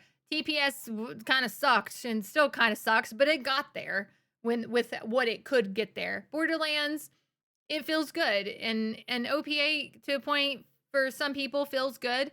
But like and it eventually got there. We have to make sure we're patient. It's not overnight thing. Everything will kill you. It's so Australia. Yeah. Oh yeah, early mayhem was awful. It was fucking terrible, Pie Man. It was so bad. But they fixed it. They got there. I just hope that they really go, like, really dive in to, post-launch support, because this game can be fucking game of the year. It can be just absolutely top tier of all the Borderlands games. If you kill dudes and take their loot. It's also unbelievably amazing. There's incredible vistas and the highest of highs and the lowest of lows, and a range of different atmospheres. Now, some parts are pretty locked down. The Timekeeper did get a hold. Right, Corey. That's what I was saying. Like, I mean, because you're thinking how many millions of people are getting your game, and they're gonna do things different than a quality assurance person would. So like, it really, like, it's You know, we are the playtesters in a lot of games. Yeah, I think it could be, 100%. Yeah. I'm excited for Grand Theft Auto, though. Grand Theft Auto looks really, really fun, and it would be the first Grand Theft Auto that I would ever play. Got his tamed center of the planet where he commands and controls everything. But out in the wilds, it's nuts. And also even in that area, it's not safe unless you are, on the side of the order. So for a Vault Hunter, it's just everything's possible. And this is the biggest, by far, universe that we've built, and it's seamless. There's no load times. Just you see something anywhere on the screen, a mile away, up in the sky, you will be able to get there. That is what we've talked about so often. Everything is so seamless. You literally can touch anything that you see, whether it's a mile up in the sky, a mile away, whatever. You can see it, you can touch it. That is wonderful. And they get into more detail about fast traveling and how it's instant. Like there's no loading times. There's literally, it's instant, like fast traveling. There's like nothing we have to worry about loading wise, which is amazing, which is crazy. I just hope, please, and pray. I hope and pray, and please, I don't pray, but please, I pray, thoughts and prayers that the game is optimized, right? At launch. I just want good optimization for all PCs and consoles. See that mountain over there? We're going to it. Yeah, there is no loading times, Nero. Like maybe when you first load into the game, but when you're in the game and in the wild of the game, there are no loading times, is what they say. Yeah. They better let me go to the sun. Yeah.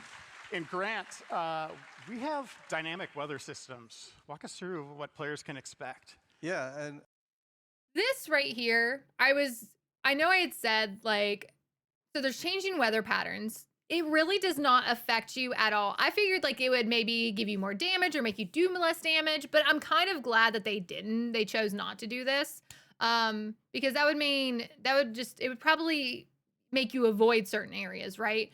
It does affect your visibility though, which is fine. Not a super huge big deal. There's probably some visual settings that you can change in the game to make it not so bad though. Kairos, there will be a myriad of different storms, from rain to thunder to Right, snow Batman. and dust. Yeah. They won't have a direct impact on gameplay, like your damage is going to increase or decrease because you're in rain, but you will have vision obscurity. You will see some things harder and some things are easier to see. So just be prepared and go out and kick some butt. I think that's going to make the game look Kairos just is beautifully. Huge. This is a fun Gonna place make it to look so beautiful. explore. We're going to have story missions all over the place, but there's other things that you can do in the world. Grant, walk. Right, Nero? Like I'm fine with an initial loading screen when you first get into the game. That's fine. But like I've been playing Elder Scrolls Oblivion, and like it's not loading everything in. It's you're having to load as you go, and that causes a lot of bad frames and buffering and all that stuff. So I really want this game to be so amazingly optimized, and I want it to be truly they said no loading times. So once you're in the game, there will be no loading. Walk us through some of those as well. As players go through Kairos, they will have a myriad of things to kind of encounter, ranging from dynamic world bosses to NPCs that need help. All of these are just loot chases, so anytime you do any of these, you'll be rewarded with good loot and a loot chest and stuff. So be sure to stop and help the locals, be sure to kill the badasses that spawn, and try to fight the bosses that try to kill you. And Randy, in our State of Play showcase, vaults were mentioned. Plural, what does that mean? Plural is plural. Plural is plural. They talked in the State of Play that there is a vault piece. There are scattered vault pieces all around the maps, and then once you gather enough of the vault pieces, then there is almost like a dungeon vault that you can kind of go into and battle your way through and kill stuff. So I have dealt with loading times in games since I was yeah, loading times doesn't bother me, but when they say that there's no loading, I don't know, Pie Man. We'll see. Well, actually, we'll see most likely on the 21st of June when the FanFest thing is happening, because they're going to be streaming stuff. So There are vaults. Yes. You want me Yes. to give it all up right now? Yeah. One shoulder at a time, baby. Thumbs, I would love that. Fingers crossed, I hope. I would love that. Everybody, go interact. Thumbs, can you post your comment on the Borderlands post so everyone can go comment that they want to see me there? Because I would love to go. I would love to bring you guys along and show you so many cool things and ask the burning questions like that we all want to know. So I'm just not going to get, yeah, no, I understand, Pie Man. You got to be a little pessimistic sometimes. So can't always be optimistic, and that's fine. Yeah, I need you all to go heart my gaming thumbs post right there to say that you want me at the Fan Fest. I'm a former journalist. I got to do it. And as I just said, Kairos is huge. How are we getting around? Well, you know, you can do what you used to do, run and walk, and but there's a whole lot of new stuff. You could jump, of course, and you could double jump, and you could climb, and you could glide, and you could grapple. And one of the double jump, but there's a whole lot of new stuff. You could jump, of course, and you could double jump, and you could climb, and you could glide, and you could grapple. And one of the, you know, we've had some big Guys, the movement in this game is just tenfold so much better than Borderlands 3. Like, we thought Borderlands 3 movement was just so much of a huge difference, and it was from 2, but like, damn, Borderlands 4 is taking it to a whole nother level. Environments in the past, but we've always, when we've wanted to traverse longer distances, you know, you've gone to a vehicle station and gotten in your truck or your car or whatever you're into. We kind of came up with this idea, like, what if I can just use Digistruct technology to bring my personal vehicle to me at any time, anywhere. And it's awesome. Like, I can just get on a bike and cook. And there's so many cool chassis and tons of customizations that you'll collect and loot. And it's freaking fun to just grab that. And if that's not cool enough for you, then you can grapple too and go, and that's fun. I love his fucking sound. You can tell, I know people have their opinions on Randy, but you can tell absolutely how excited and just in love with this game that he is. And that he's put so much passion into it.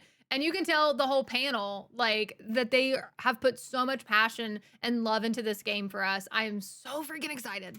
There's a lot of ways to get around. He's listen, guys, he's a showman. Like, he knows how, like, to say the right things and everything, but you can truly tell how much and how excited he is. Yes, lootable vehicle parts could be really neat. I'm not the biggest fan of how, I hope it maybe is just something that, like, you go to maybe a certain boss. Hey, Marvel! Hi! Marvel, oh my goodness. So fucking good. We're actually going over everything and watching everything again. How are you, by the way? It looks so awesome. It looks so freaking amazing. Oh, like, I know we saw a lot of this stuff already, but getting more information is just so exciting. This is so hype. Oh, rip. It is. It is literally so hype. I haven't seen it yet, but I'm about to watch it. I'm so pumped. It's so good. Like, it's a lot of stuff that we already knew and we already seen, but like, they've just given us so much more information and answered so many amazing questions that we've been asking. So I spend a lot of time reading feedback from the state of play, and one thing people I know, are honing me in too, on Agent. is the compass, and there's also... All right, guys. All right. I know everybody's thoughts on this. Not everyone's, but like, just listen to how Randy talks about the compass. Listen to the reasons being that he said that they don't have a mini map and that they're using the compass. Just really take in everything. I'm not going to talk this whole time when he's talking about it. I want you guys to really take in what he's saying and try to better understand why they are doing the compass versus the minimap. Yeah, same, Nero, same. It's nice to see that they are just as passionate about this franchise as we are. Exactly, Neptune. Exactly. This legacy of a mini map Why do you think the compass is the way to go here for Borderlands 4? And you're looking at me like you're going to throw the I hard am. shit at me. I'm giving you the hard one. Yeah. All right. Well, look. Here's the deal. You guys haven't played the game yet. You know, obviously, when we did Borderlands 1, we didn't have a mini map, and we added it in Borderlands 2, and we noticed that there's some people online going like, "Wait, we haven't seen a mini map in what you've shown so far. What's going on there?" I'll tell you the deal, and I'll just be straight with you. We made a big frickin' world, and a lot of the things you do can be local space, but a lot of the things you do or want to do are out there. And a local space map is not a good way to navigate when you're thinking about objectives and opportunities, several at the same time that might be miles away. And a compass really helps us do that. The other thing that the team really wanted to commit to, these guys are awesome, and they want to push the boundaries of design and environment. Instead of just a single flat plane, they embraced a lot of verticality. You're going to have more verticality in Borderlands 4 than you've ever seen before in a Borderlands game, by far. And when you have a layered environment, a top-down two-dimensional view is extremely confusing. But with a compass, with arrows that tell you if things are up or down, or you have a much better sense of spatial awareness. And we want you to play the game and not play the map.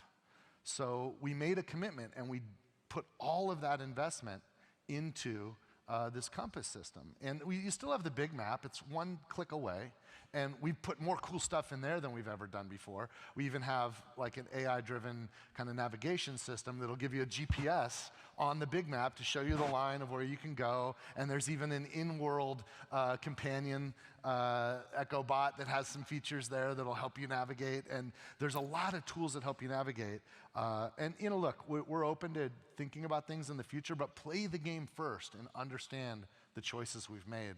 And I think you'll see and understand when you realize how big this world is and how playing the game in the world is better than playing the map.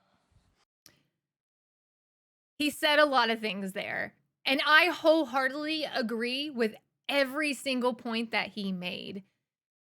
With a 2D dimensional, with a 2D map, it's a flat map. You're not seeing the levels. You're not seeing, you know, like a lot of people play the map. They don't play the game. And the compass gives you arrows showing you, hey, it's up here. Hey, it's down here. Hey, it's this way or that way. Playing the game is better than playing the map. Love that line. Exactly. And the fact is that a lot of people don't understand with a basic mini map, okay? There's something a mile away over that way, right? But we don't see it. So we continue on this linear story line going this way, right? And we're not exploring enough because we're just going the way that the mini map is telling us to go because that's just what we can see. The compass gives you, hey, there's a building over that way. Oh, there's a question mark. There's an exclamation point, you know, because on the mini map that's this big, you know, outside of that square over here is something really cool, but you don't see it because it's outside of that square. You can only see this little exclamation point here, this one here, this one here. You can't see the bigger picture. The compass is the bigger picture here. Yes, you can't like see your very basic surrounding area, just like within like 50 feet or whatever, but this is going to make people explore more and go off and explore this absolutely gorgeous and beautiful landscape that they made. My biggest complaint in Wonderlands was how absolutely gorgeous the level design was in Wonderlands, and that we didn't have a reason to go back there and explore more and see more stuff. That's because dedicated drops didn't happen. There wasn't refarmable bosses. There wasn't replayable missions, right? Like we had no reason to go back there. Borderlands 4, they're giving us a reason to go over like 2 miles over this way. They're giving us a reason with the compass to go explore. That is my hot take on the map. Do I wish they had an option to turn a mini map on for the people who really, really want it? At this point, it's just an accessibility feature. I don't know how hard it is. I'm not a dev. I'm not a, I don't make games. I have no idea. I don't know how hard it is to put in a mini map or just make it a I can't say the word, toggleable option in the settings so that you get the mini map. Having that as an accessibility feature for people who just don't like the compass is just nice.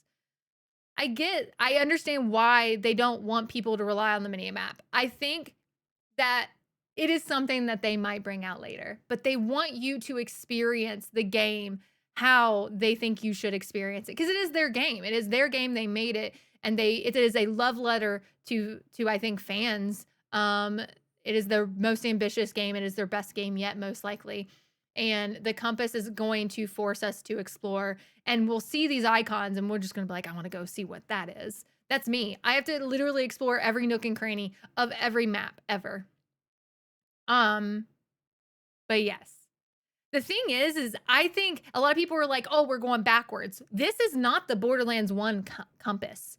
That shit did suck. This is a whole entirely new and revamped compass that looks so much better. And you can tell that they really put a great deal of time into making this compass. So that's my whole take on it. The only real concern for some is close-in combat situation awareness, and I don't think that it's going to be as big of an issue as they might think. I agree. If you go back to look at the state of play where they were, you could see the red dots on the compass, and then if you started turning, it put arrows to show you, hey, this enemy's more over this way. This enemy's more over this way if they were behind you. I don't think. Like, this is essentially just a long mini map. Yeah, without the features of the environment on it. That's how I see it. Like, it is on the top of your screen, yes. Like, it is just a long mini map that shows you all these different points. You just don't see the environmental pieces of the world. You open up your main map for that. Toggle button. Yeah, exactly. Everyone looks for an objective when there's so much to explore. Yeah. User experience and game design elements evolve over time. Exactly. I mean, they did technically add a mini map to Borderlands 1, like Game of the Year or whatever it was, enhanced edition, like when they kind of revamped the graphics and stuff. They added a mini map because the compass was not good in 1. The compass just sucked in 1. So play Fallout 3, New Vegas 4, Skyrim. If you're in chat and worried about not having a mini map, you'll be okay. Yeah. Oh man, Elden Ring didn't have a mini map and made the game way better. Yeah, the game before Elden Ring didn't even have a mini map feature. Yeah, so like that's what I'm saying. Like we need, before we completely just like say we hate it, we need to play it. And I will be the first one to tell you whether or not something sucks. Like, or not sucks, but like tell you whether or not I like it or not. Let me tell you, when I first noticed that there was no minimap, I was concerned. I was 1000% concerned. The first thing I noticed that there was no minimap, it was just a compass. I was like, ooh, like no minimap. But I've come around over time. I'd imagine minimap would take a lot of dev time to make for an open world style game with a lot of vertical environments. Make sure you stretch out those creamy I will stretch. I actually need to go to the bathroom here in just a few after I finish talking about the map and stuff. So I'll take a break, do an ad break, and we'll do that. Thank you. Yeah, I think, like I said, I'm not the type of person that knows how to make a game, so I don't know. I hope it's something that maybe they think about later on. If there is still enough people that would rather have the minimap. H2O. Gatorade. H2O. They handle combat with the compass just fine. Enemies outside our field of view have icons bunched up on either side and a red and white doubling chevron telling you, hey, there's baddies to the, yes, exactly. The arrows and the chevrons telling you this baddie's below you, this baddie's above you. Really, really fucking good. I hydrated. Thank you so much. I need to hydrate for sure. Borderlands 1 Enhanced got the minimap. Compass sucked in that game. It did. And I think that is a completely different style of compass. Like, compasses work in games. I've played so many games with compasses. Yeah, how dare you preach patience? Yeah, you can't compare a modern day compass in game to Borderlands 1 compass. No, it literally is night and day. It's literally like, it's literally giving someone plain vanilla ice cream and then giving someone a, you know, banana split with all the bells and whistles and toppings and everything, right? Plain vanilla ice cream, Borderlands 1 compass. Banana split with all the bells and whistles and toppings, Borderlands 4 compass. It's there's no competition there. I'm fine without a mini map, Pie Man. I very rarely look at the mini map in Borderlands 3 anyways. The open world idea scares me, feel. I love open worlds. I mean, Destiny kind of was like my first like it was very open. Obviously, there was still like fast traveling to different planets and stuff, but there was still like that open world feel, and I loved it. I loved. I mean, I started my channel on Destiny, so like I love that shit. Like, and I've always wanted these like events that they're talking about in here, these dynamic events and dynamic weather and all that stuff. I love it, and I've always wanted something like that in Borderlands. So, I'm super duper excited. Like this, everything makes me so freaking excited. I'm playing Borderlands 3 right now, and I'm barely looking at the mini map and only open the map. Yeah, exactly. Like mainly because we know where everything's at. If you've played enough Borderlands 3, you can literally probably do shit with your eyes closed, right? I very rarely look at the mini map anymore. I usually open the map. I think I'm correct. I literally, oh no! What is happening? My internet! I'm sorry, guys. I don't know what's going on. All right, I'm gonna take an ad break, guys, while the internet decides to okay, it's fine. It's fine. I think we just had like a little blip on the interwebs. I do apologize. But I'm gonna just go take a really quick bathroom break. I'm gonna turn music on, and we're gonna go ahead and run our ads real quick because I had to snooze them a little while ago. I have over 1,000 hours on this game, not as much as Borderlands 2, but many hours. Yeah. Love Borderlands 3. I'm the same. So on multiple different consoles and everything. Okay. Sorry about that little internet blip. It could have just been Twitch too, so who knows. Okay. I'll be right back. I'm gonna run 3 minutes of ads. I will see you guys. Go stretch. Go use the bathroom. We have a lot more to talk about. We're only halfway through this showcase again. And then we'll jump into Borderlands 3 and play some Borderlands 3 and talk more about whatever you guys want to talk about. All right. See you guys in a few.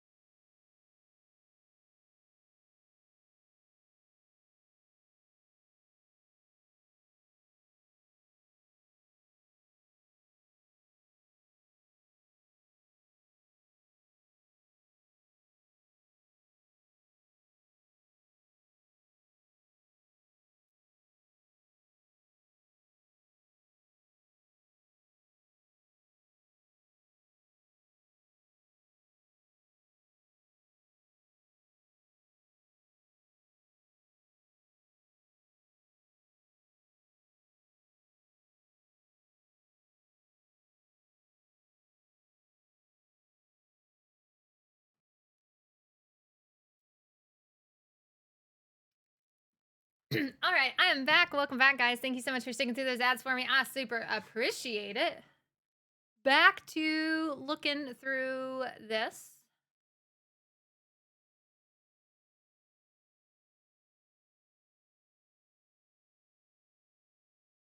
All right. All right. But yeah, so that's my take on the compass. I think what he said perfectly explains why they chose compass over minimap. So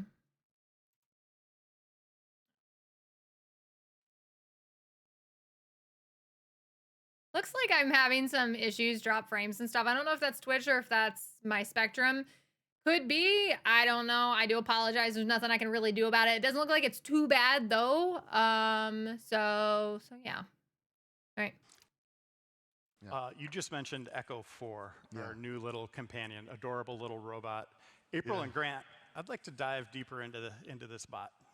Echo 4. So you can see what a charming little dude He's so he is. cute.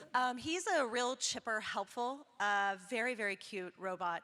And the animation team at Gearbox is extraordinary. And the work that they put into to make him emote and have this really sweet personality. And I'm going to lean forward and I'm going to look at you and you're going to look at me. I know you don't want to die and fight for your life. I understand that. But I need you to do it just once to see absolutely how sad Echo 4 gets when you die. Oh, it's gonna So happen. Just do it once for me. Gonna happen. That's all I'm asking. But he not only just does a little robot tear when you cry, he's also actually a very helpful tool in the game, I guess. Yeah, Echo 4 also controls a lot of your HUD, including giving you options to upgrade your SDUs. They also provide your rewards. So those that didn't want to talk to Lilith for the 30th time, you can now have your rewards delivered straight to you from Echo 4. And you can customize them too, right? Yeah, you can have many customizations for Echo 4. So yeah. many, too many. Yeah. The fact that we can customize, they said hats. They're about to say hats. We can customize Echo 4 with hats. That is so cool. I love that. It seems like they're giving us just the reins when it comes to customization in this game. And I'm so excited. I mean, everybody was up in arms about how the Vault Hunters looked at the first time we saw them. And you know, they're plain. They always look kind of plain in the beginning, but we are always going to just absolutely go crazy with customizations. So incredibly excited. Going to be so good. We can't tell you all of them, but there might be some hats involved. Yeah. And it's Hats. I love hats. I love hats. Hats. and it's a companion navigation AI. So if you get lost, just Still trying to like look and see if we have any inclination of like levels and stuff. your buddy will help you. Yeah. Grant and Nick, let's dive into our guns. What can we expect from our manufacturers this time around? Are there guns in this game? Yeah, we get like a helper droid, Corey. He's called Echo 4. And Echo 4 essentially, because we don't have a mini map, we now have Echo 4, which essentially gives us like this breadcrumb trail that we can follow to do the main story, to help us like go in the right direction if we have a certain like side quest or main story selected. So What? Just a few. Yeah. Wait a minute. They're just a little bit. 2 hands this time, yeah. We have 5 returning favorite manufacturers, the Jacobs, Maliwan, Vladoff, Tedior, and Torg. Those are our 5 returning favorites. And then we have 3 brand new ones, the Ripper, Daedalus, and Order. Yeah, and I mean, and we also have ones that are parts only. I really am excited. Obviously, Jacob's crit focus, Maliwan elemental expertise. You guys know me. If you do, like, I love the elements. I love to explode shit, melt shit, shock shit, burn shit. Like, I love the elemental stuff. Feature hamster, the wheel is slowing down. Yeah, I know. Siren is all over this, and I must say, I'm sure damn looks nice. Yeah. Sorry, I don't know what is going on with the internet. I don't know if it's like just it's not super duper bad. I think it's just like it could be Twitch creamy. It may not necessarily be Spectrum, but it's Spectrum. It could be Spectrum because I just noticed that Damn It to Hell was also having issues just a little bit ago. Like an hour ago, he was having like really bad drops. Like he was having like really bad drops, like 3.5% drop frames. I'm only at a 0.8% right now. So hopefully it levels out and it doesn't seem too bad right now. So I do apologize if the stream seems delayed or anything. Just refresh the stream and it should help with the like the buffering or anything like that. But it's not anything on my end other than like it's either Twitch or it's the internet. No, you're fine, Crimmy. I do appreciate you guys letting me know that it's happening. I did notice before I went on ad break that it was happening, and my heart just sank. I was like, oh no, but it looks like it's just, they could also be working on the lines, which could be causing that interference and that noise, causing it to dip. Don't zip your knob. Don't do that. Don't do that. You're good, Creamy. I do appreciate you making me aware of it. So thank you. I wasn't trying to be like mean or anything. I just, oh, it does suck when I have internet issues, and I've had internet issues a lot. But I actually have my technician's actual phone number to contact him if I ever need him. So don't worry, it doesn't oh no. But yeah, so Vladoff, high damage and rate of fire, that's great. TD War, obviously throw to reload. Torg explosions, obviously. Ripper, fully automatic.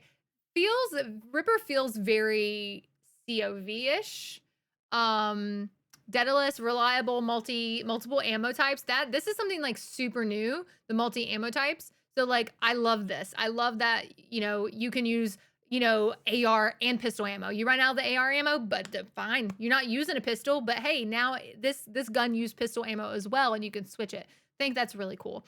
The order, charge, and blast stuff seems really fun. I'm excited to play around with that. I love that they're still bringing back parts for other stuff, Atlas, COV, Hyperion. So we'll still get those parts to make them do cool things that the Atlas or the COV or the Hyperion stuff did. Dang, did I miss it? Yeah, we're just going over it again. And then so it is on Gearbox's YouTube. You can rewatch it. So gutted. No, you're fine. You can always, Spectrum, I've been having minor connectivity drops since I upgraded modem and router. Are you using their modem and router or are you using your own? Oh, nice. Yes, that's what we're doing right now is rewatching. So we're about halfway through. Yeah, I can get you the link. Give me 1 second. Copy pasta. That way you can watch it from the very beginning. And then after we're done going over, I'm going to switch over to Borderlands 3 and we're going to actually play Borderlands 3. And then you can come back and talk about it with us and tell us like your theories or your concerns or your questions. Yeah.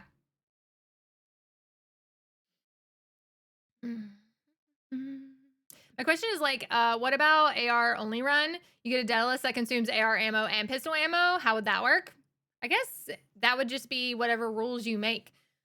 I mean, it's still technically an AR. It just consumes pistol ammo. On the card, if it says it's an AR, then it's an AR. Doesn't matter that it uses different type of ammo. So.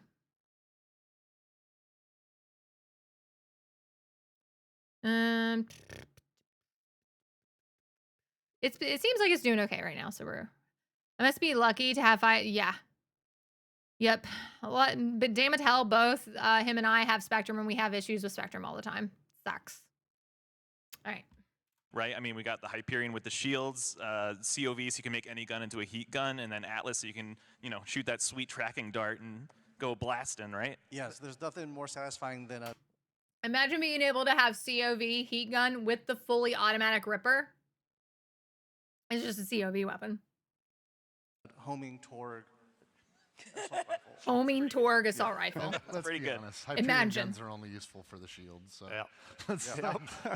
I want my shield. They make good parts. I want my shield on my Maliwan elemental gun. That's what I want. April, this is a community question. They're asking where Doll is. So Kairos has been locked off for like thousands and thousands and thousands of like Earth years, right? So nothing really gets in and out with ease. So they're sort of at the mercy of what ship crashed and what parts might be available. So Borderlands is a big, massive universe, so I promise you probably haven't seen the last of Doll. But I will say, just enough Doll parts did fall. Echo 4 is Doll. So, hey, we gave you a little sweet Doll Echo buddy, so.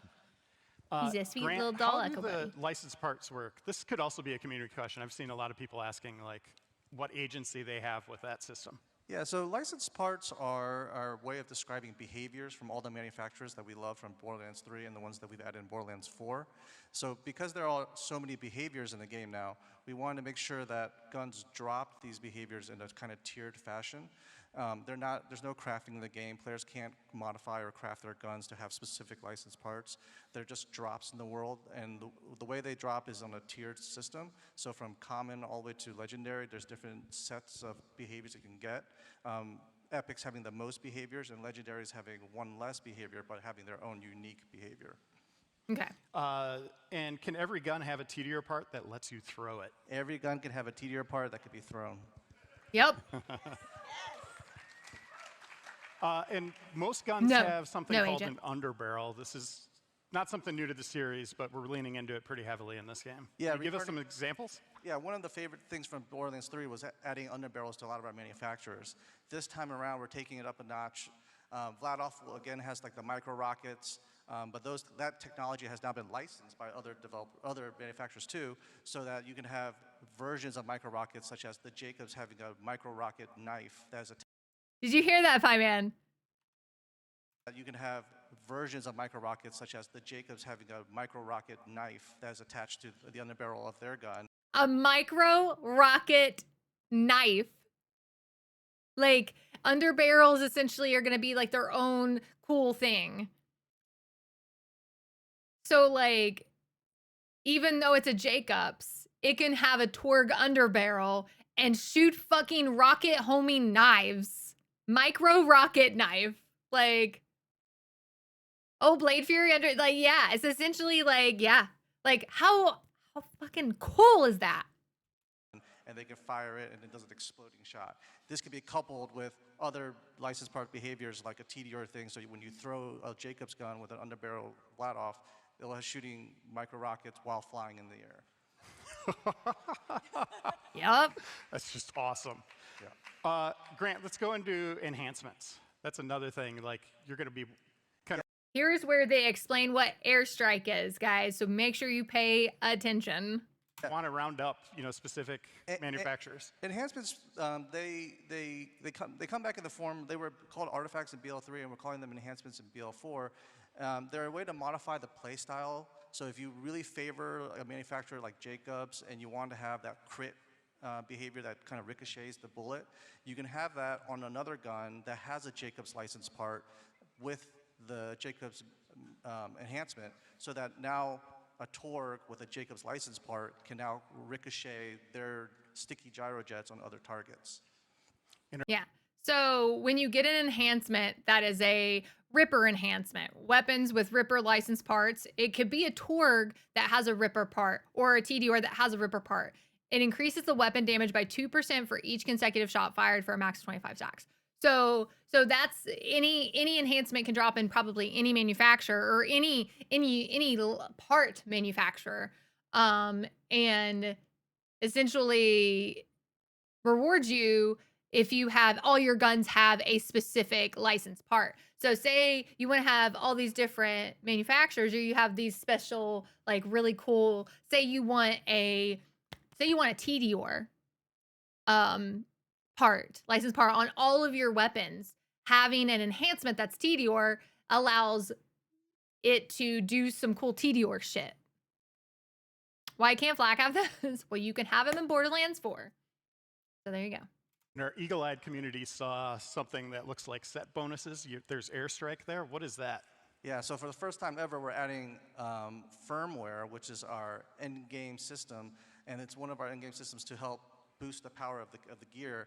And as you can see in this screenshot, there's 3 parts to it, and if you can get all 3 parts, you get a big damage or utility increase. That sounds like gears, like sets to me. That's Sounds like gear sets to me, is what Randy said.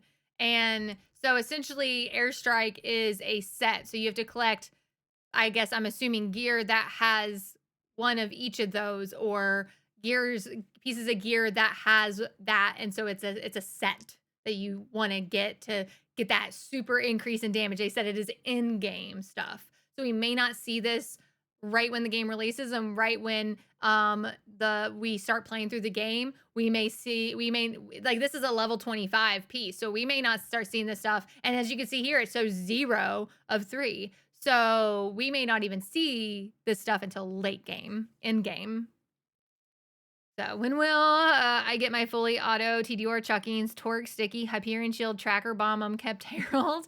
So they said epics can have the most, which would be, I think they said 4, and then maybe 4. Legendaries have 1 less, but they have their own unique like ability like legendaries do. So Sounds, yeah. Might be. Might be. might be like it. Previously, heavy weapons took up a gear slot, but this has been changed in BL4. How much variety will players find in this new system? Ordnance is our new revamped slot for grenades and heavy weapons. We no longer want players to kind of hold on to rocket ammo and wait till like one encounter and just pull out their big rocket launcher. Now players can use their heavy weapon, which is on the cooldown, and we can balance that accordingly so that big moments where they want to pull out a big laser beam or rocket launcher or chain gun, they can use it and mow down enemies and don't feel like they have to hoard that ammo or have to go find that ammo to go be able to use it. And in addition, we wanted to make sure that grenades kept their massive impact that they had in previous Borderlands games, but without being able to spam them constantly so that we had to balance them down to be really low damage or something like that. So now you can literally throw nuclear bombs with different behaviors because, again, they can have licensed parts too. So you can have like an artillery grenade that summons like a giant nuclear bomb. So Also on cooldowns. Also on cooldowns. Yeah, so that's a big shift. Yes. Yeah, and this is another question from the community. How will shields and grenades work? Yeah, I like the ordnance system. I'm surprised that they threw grenades into that, but they actually, I mean, they talked about grenades. They like, here we can. So you can have like an artillery grenade that summons because, again, they can have license literally throw nuclear so that we had in previous Borderlands games, but without being able to spam them constantly so that we had to balance them down to be really low damage or something like that. So now Right. So because we could spam them so much in previous games, they had to really balance them, and they kind of had to nerf grenades because of how much you could spam them and really abuse them. This way, they're making grenades absolutely fucking useful again. And they have a cooldown. So like, I think I remember seeing in State of Play, there was like a 2 beside the grenade ordnance, and the grenades had like this like really cool effect, right? And it took them a minute to do their full effect, which I thought was really cool. And by the time that effect was done, like you got that grenade back. So you can literally throw nuclear bombs. Like he's like, you can literally throw a nuclear bomb as a grenade. Like that's powerful. Like I'm fine with us having like a cooldown on that, on the ordnance, as long as they are fucking powerful. With different behaviors because, again, they can have licensed parts too. So you can have like an artillery grenade that summons like a giant nuclear bomb. So Also on cooldowns. Also on cooldowns. Yeah, so that's a big shift. Yes. Yeah, and this is another question from the community. How will shields and grenades work? So grenades I just explained, but Shields shields is we're cool. also amping them up too. We're adding a new shield type called armor, and that's a more offensive focused. So you see this kind of throughout the gameplay that they're showing. Blue is obviously shield, and then there's like almost like a Wi-Fi looking logo, and it's yellow. Like what you see armor on enemies is yellow, and so they have different abilities with the armor, and they're about to explain that. Shield type, we wanted to promote that kind of offensive gameplay. So if you're running and gunning and jumping into combat, your armor shield has a chance of regenerating in combat, so that you can be more offensively focused. Yeah. In this Borderlands game, Nick. Yeah, so armor essentially allows you to get in the thick of it. I am very much a run and gun, get into the mobs, start beating the shit out of everybody. So I'm probably going to be an armor runner, and not so much a shield runner. So yeah. Hi, what's up, Deadeye? Got home yesterday from your trip. How's everything going? It's going pretty good. You know it, Tidy Whitey. We are going over the PAX panel, so it's been very, very good. Brings more variety to the characters than ever before, our Vault Hunters. Here we go. So This is the same thing that we saw before, as you can see here. It's Vex's skill tree, but they kind of go in deeper about the skill trees and how actually diverse. Like you can make a build strictly off of just the green tree. You can literally put all of your points into the green tree and have a really good build, or you can spread that shit out. Is essentially what they talk about here. Yeah. What can we expect from those builds? I mean, you, Agent. it should be the most diverse builds we've ever seen. The skill trees are like 2 to 3 times, I think, anything we've ever done before. We have what's called like a trunk and then branches that let you specialize more than you've ever been able to do. And like, it's not only my goal that I want to have a Vault Hunter be able to have a unique build for every tree. I want them to be like unique per branch. I want you and your friend to have the same action skill and have meaningfully different builds. And there is more than enough in this game for you. So we could all have trouble, all 4 of us. Yeah. But they're all performing very Completely different. 4 fucking kitties. Imagine. That's so cool. And they could all be playing differently in a different style with how they have the skill tree set up. And I love that. I love the build diversity that they are bringing to Borderlands 4. That is honestly amazing. And I'm so excited. Randy, these Vault Hunters, I know Herding you love cats. them. Yeah. What can players expect? Wait, what was that? These Vault Augment and upgrade your skills. Oh, okay. This is just like talking about like her augments. Hunters, I know you love them. What can players expect? I mean, they're the best ones. So like I had this when we first started seeing trailers and stuff, I had this exact response. I was like, I have no idea. I was like, obviously I'm gonna play Siren first. I always do. I'm a Siren main. But I was like, I have no idea who I'm gonna play after. I was like, they all look absolutely phenomenal. These do seem to be the best Vault Hunters to date that we will get to play. And I'm so excited. I still think I'm gonna do Vex, Harlow, Eamon, and Rafa, but that could change. Harlow and Eamon, they could be tied for second at this point, and I may not make that decision until after I'm done playing my Siren. So we got the best. Look, I'll tell you, this is the simplest way I can talk about our Vault Hunters. My biggest customer is my wife. She loves Borderlands, and when we make her happy, it's a good day for me, and when we don't, it's not. There's usually one Vault Hunter where I'm like, this is definitely going to be Christie's Vault Hunter, and I put a huge amount of personal English on that character.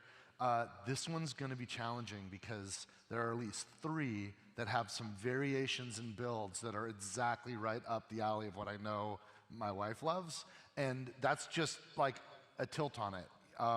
For my own choices, there's 2 that I'm probably just going to be flipping back and forth between.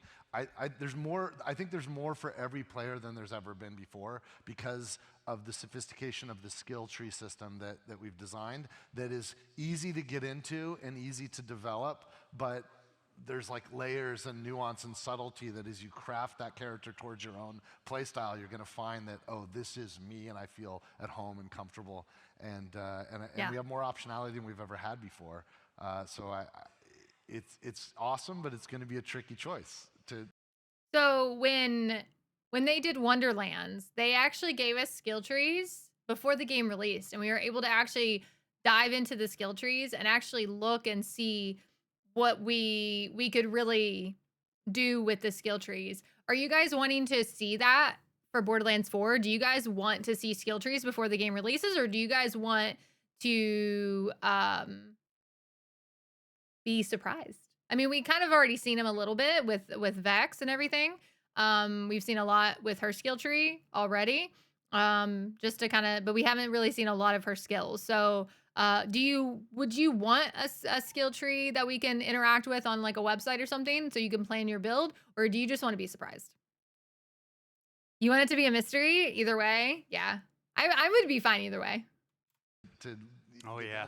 Every time I boot it up, I'm like, oh, I know. Who do I want to play it? Well, we've had our like regular play sessions where we're bouncing around too, and that's evidenced by like it's just all really like right around launch. Good.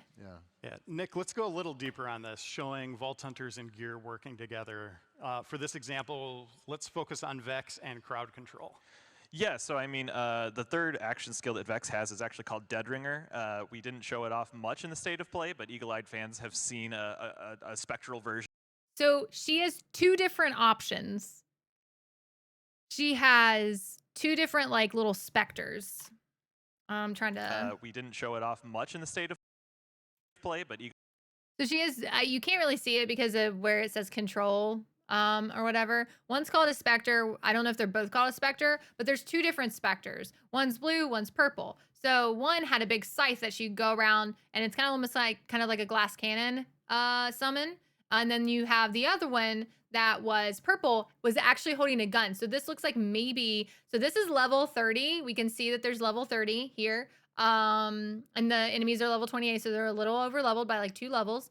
And the other specter, like the other character or summon, is holding a gun. And there's a class mod that they actually talk about where you can have one of the specters actually holding a copy of your gun, kind of like Zane and his capstone. eagle-eyed fan action skill that Let's focus on Vex and crowd control. Yeah, so I mean, the third action skill that Vex has is actually called Deadringer. We didn't show it off much in the state of play, but eagle-eyed fans have seen a spectral version of Vex wielding a scythe.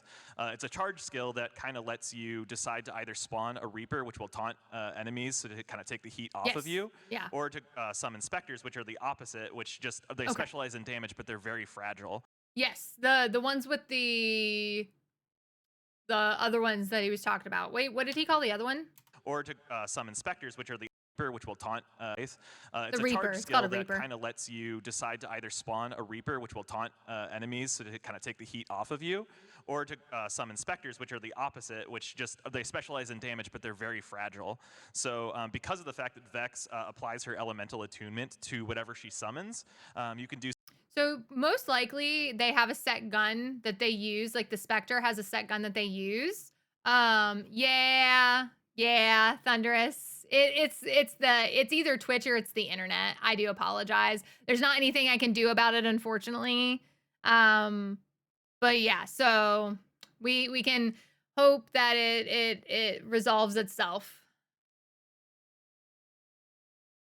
So I'm sorry. I hope that it resolves. It's usually just like a few little bursts and then it resolves. Let's see if it'll fix itself. Oh, I'm sorry. I'm so sorry, guys. There's nothing I can do, unfortunately. It's just it's either Twitch or it's Spectrum. Most likely it's probably Spectrum. So Spectrum being Spectrum. Indeed. Hopefully it's not too bad. Ugh. I think the lowest it's dropping is like 4,000 kbps. So it's just fluctuating like really, really bad. Hopefully it kind of, yeah, is a real bad right now. I'm sorry.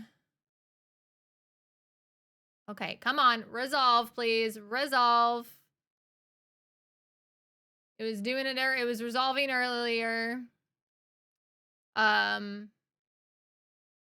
All right, let me go check and see if I can see any like Spectrum trucks or anything outside. I'm gonna play music for you guys. I will be right back.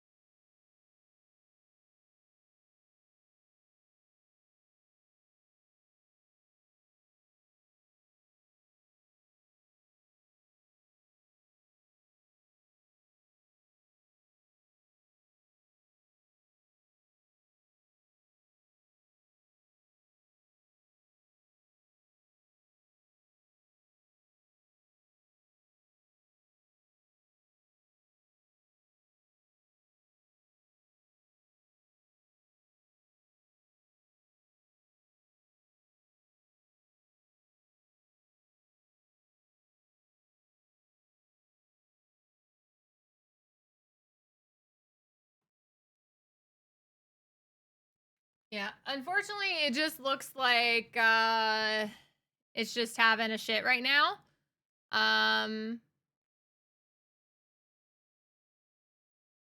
I hope that it resolves itself. How bad is it for you guys? Is it just like buffering a lot, or is it just like frames dropping?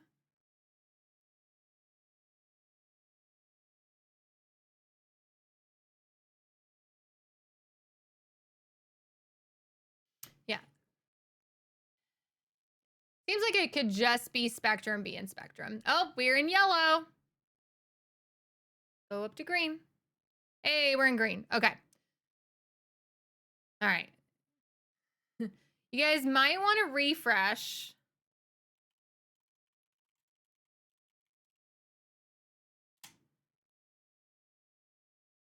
Possible refresh. All right. Yep, possible refresh might help a little bit. Okay. Honestly, it's pretty smooth. Is it? Okay, good. I mean, it seems like it's just a lot of frame drops. And we're not really playing games at the moment, so it's probably not too terribly bad. Damn It to Hell was also, I know it's on my end. No, it's on my end, some old guy. Like it's the internet. It's probably Spectrum. It was only bad for a few minutes. Yeah, okay.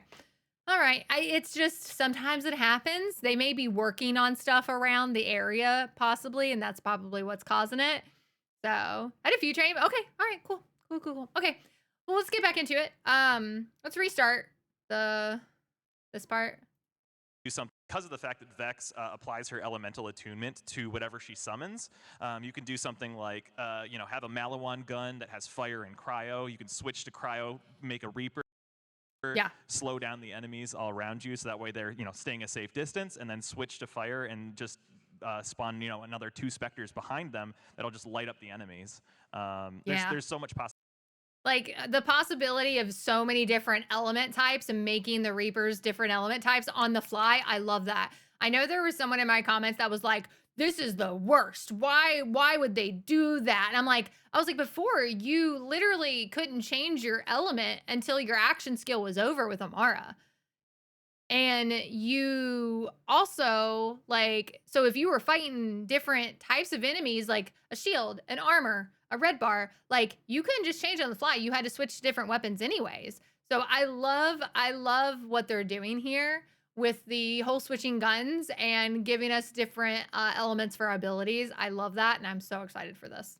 Possibility with Vex and elemental gameplay. It's really exciting. You could put those anywhere on the battlefield, right? Absolutely, yeah. And by the way, there's at least one class mod that will let you actually pass on your gear to specters, which is always pretty exciting. Yeah. So I'm assuming right now what you're seeing, the specters, they have guns in their hands. It looks to me like those are just the basic gun that the Spectre uses, but then there's a class comm that essentially allows you to turn around and give a copy of your gear to the Spectre. So that's pretty cool. I wonder if it's just gun or if it's your whole gear set. That would be so fucking cool. That's awesome. Yeah. Grant, we talked in the State of Play showcase about gear balance, the rarities mattering again, legendaries matter again. Same agent. What do we do? What else have we done to improve the gear chase? Yeah, because gear now has so many behaviors and they ramp up and they escalate in the amount of things that can happen. We want to make sure that we adjust the complexity so that players aren't bombarded with so many behaviors right off the bat. So we've adjusted the the loot chase so that when players are playing the game, they feel a natural progression of oh, okay, I'm adding in more things to my gear. I'm adding more. Yes, it's essentially like Zane's capstone, where he gives his clone a copy of his gun. Viper, no, I'm not in Texas. I'm in Ohio. But also Damn It to Hell was having issues with his internet earlier as well, and he also has Spectrum. So it could just be a Spectrum-wide thing, like a server issue. So it could be the fact that there could be, they're taking power from other servers to compensate for what happened in Texas, Viper. So possibly. But yeah, so essentially you can give your Zane clone, you can give your Siren via the class comm a copy of your gear. So that's cool. So we've adjusted the the loot chase so that when players are playing the game, they feel a natural progression of oh, okay, I'm adding in more things to my gear. I'm adding more things to my gear, so that when they go and express themselves in the combat battlefield, they're not just being mysteriously overwhelmed with so many things that are happening. And because of that, legendaries now have legendary power. They feel super strong. They come at moments, rare moments that when you open like a red loot chest or you kill a super rare boss, and when you get that unique legendary behavior, you're going to be like, oh, okay, this really changes the way the game plays. So I think world drop rate will be low, Agent, but with them confirming dedicated drops, you can dedicate, like you can farm for that dedicated legendary item, and it's a percentage chance, right? Most likely. There's going to be a percentage chance that that specific legendary can drop from that boss, right? Now, that legendary could possibly drop as a world drop, but it's much lower of a chance that it can drop. You're reducing the amount of legendaries, but you're going to feel every single legendary when it drops. Yeah, legendaries are legendary. Let's in spoil every one. sense. Let's spoil one. Let's give the community one of them. What can we expect? One of the legendaries that drops from one of the major bosses in the game is called Ruby's Grasp. And Ruby's Grasp is, if you've seen the State of Play showcase, there's a boss with lots of hands, and Ruby's Grasp is just one that just won't let enemies get away. So. By the way, did you clock the little subtlety there? It dropped from that boss. Does that mean dedicated drops from bosses? What? Yes. Yes. The answer is yes. Yes. The answer is yes. The game. We have dedicated loot drops. We got you on day one. Dedicated loot drops. Specifically drop. Legendaries already feel legendary. I don't understand this sentiment. It's literally all you use in Borderlands 3. Objectively, they are, yeah, but they drop too often. I think they were just maybe reiterating that they are gonna feel legendary. You get less of them, so when you do get them, they are going to feel good. Yeah, best part of the whole show. Dedicated drops. Let's go. Congratulations, everybody. We did it. We made it. You guys as the community voiced your opinion and made it happen. Congratulations. Good job. The game will ship with dedicated drops across the whole game. Every boss, every mini boss will have dedicated drops. Every boss, every mini boss will have dedicated drops. That is awesome. Mini bosses meaning just random bosses that are named bosses in the worlds. So, yeah. But also, a lot of legendaries didn't feel legendary, especially in terms of damage. Right, there's some, when we got to like Mayhem 11, like those guns, there were some guns that literally did no damage whatsoever. You could literally not use certain legendary guns in Mayhem 11. They just did not do enough damage. So what they're saying is all legendary guns, while they will be more rare, will do legendary things. Randy, I'm going to throw you the last question. Forvel, yeah, me too. About co-op. Because I play with my wife. Yeah. Yes. Yeah, and I want the other, I don't know if they hit on that, some old guy, but the other lesser rarities will be more balanced and powerful, which they did say as you're going that it's going to feel better and better and better. As you play through the game, things are going to feel more powerful as you go. So I want blues to feel good. I want like unique items with red text, even if it's a blue, even if it's a green or a purple. It's usually blues and purples that are rare or uniques. I want them to still feel good too. And in certain scenarios, maybe you use that over at legendary. So.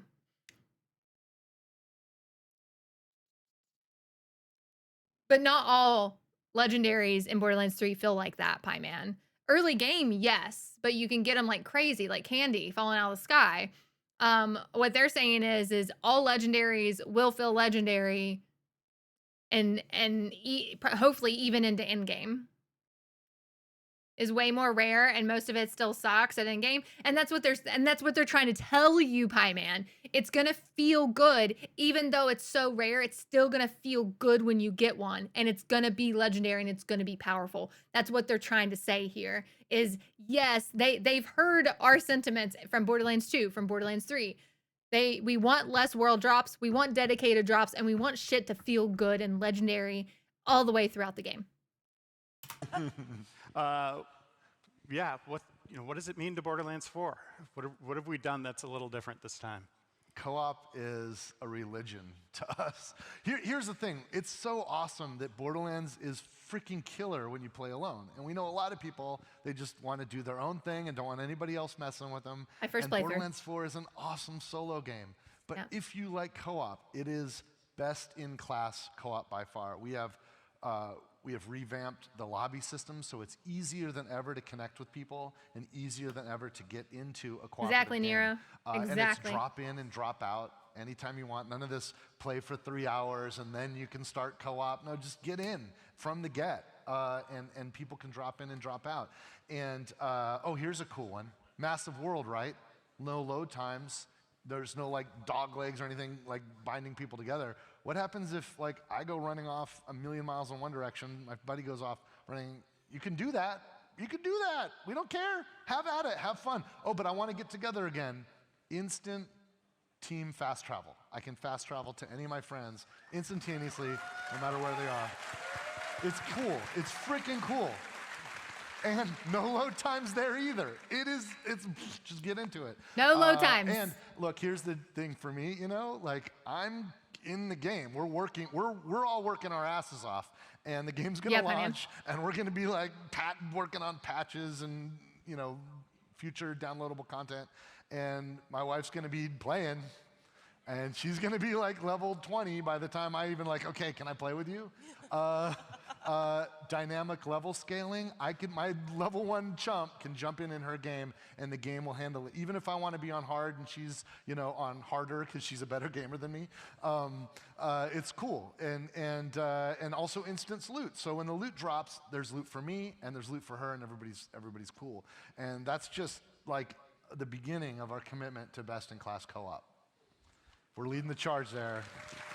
Other game developers, like, do it, man. I love your games too, but frick, man, why are you promising co-op and then gimping out? Like, give it to us. You can do it. Co-op. Well, that's it for our okay. Q&A. You know, here's the thing, you guys. I'm looking at the clock. I want to give some stuff away. Do you mind if we switch modes for a minute? Okay. Okay, yeah. So cool, he 'cause gives I'm gonna take over. away. Okay, so here's the thing. So This whole section is just him giving away a hoodie to this dude. It's a magic trick, is essentially what it is. I'll take crossplay for 200, Randy. Yeah, right. Yeah, crossplay. And crossplay is going to be a day one thing. So in future, couples finding each other because of co-op just behind WoW and Diablo. Yeah, exactly. Okay, so yeah, he just sits here and he finds these people. I can't remember if yeah, so if you want the code, here's the code on screen. If you want to copy that down, write that down. If Thumbs is still here, he might be able to paste it. I forgot to grab it to paste it. But this dude wanted a t-shirt, and he said that they will be selling these hoodies. They have really cool stuff on the hoodies. The blacklight, so it's a whole like blacklight thing where if you buy a hoodie like this, there will be a code on the back of it for you. When there was multiple sheets in each hanger folder, yeah, probably. That's what he meant it as a magic trick, but yeah. Thank you, Agent. Thank you, Thumbs. But yeah, so this is gonna give you 75 gold keys and 20 diamond keys. Oh, you can't pin it? I can pin it. Sorry. I'll pin it. Oh, it's not letting me pin it either. There we go. I pinned it. Trying. Unpin after manually. There we go. All right. There, it's pinned. I got it. But yeah, so this is, so this stitch here shows here the really cool sweatshirt that this guy won. And it is something that you can buy, they said, eventually, and it will come with a shift code or golden key. Is the code just golden keys? No, it's diamond keys and golden. So 75 golden keys and 20 diamond keys. This is better. This is an actual shirt you can buy. There's something on here. Here, can you hold this up?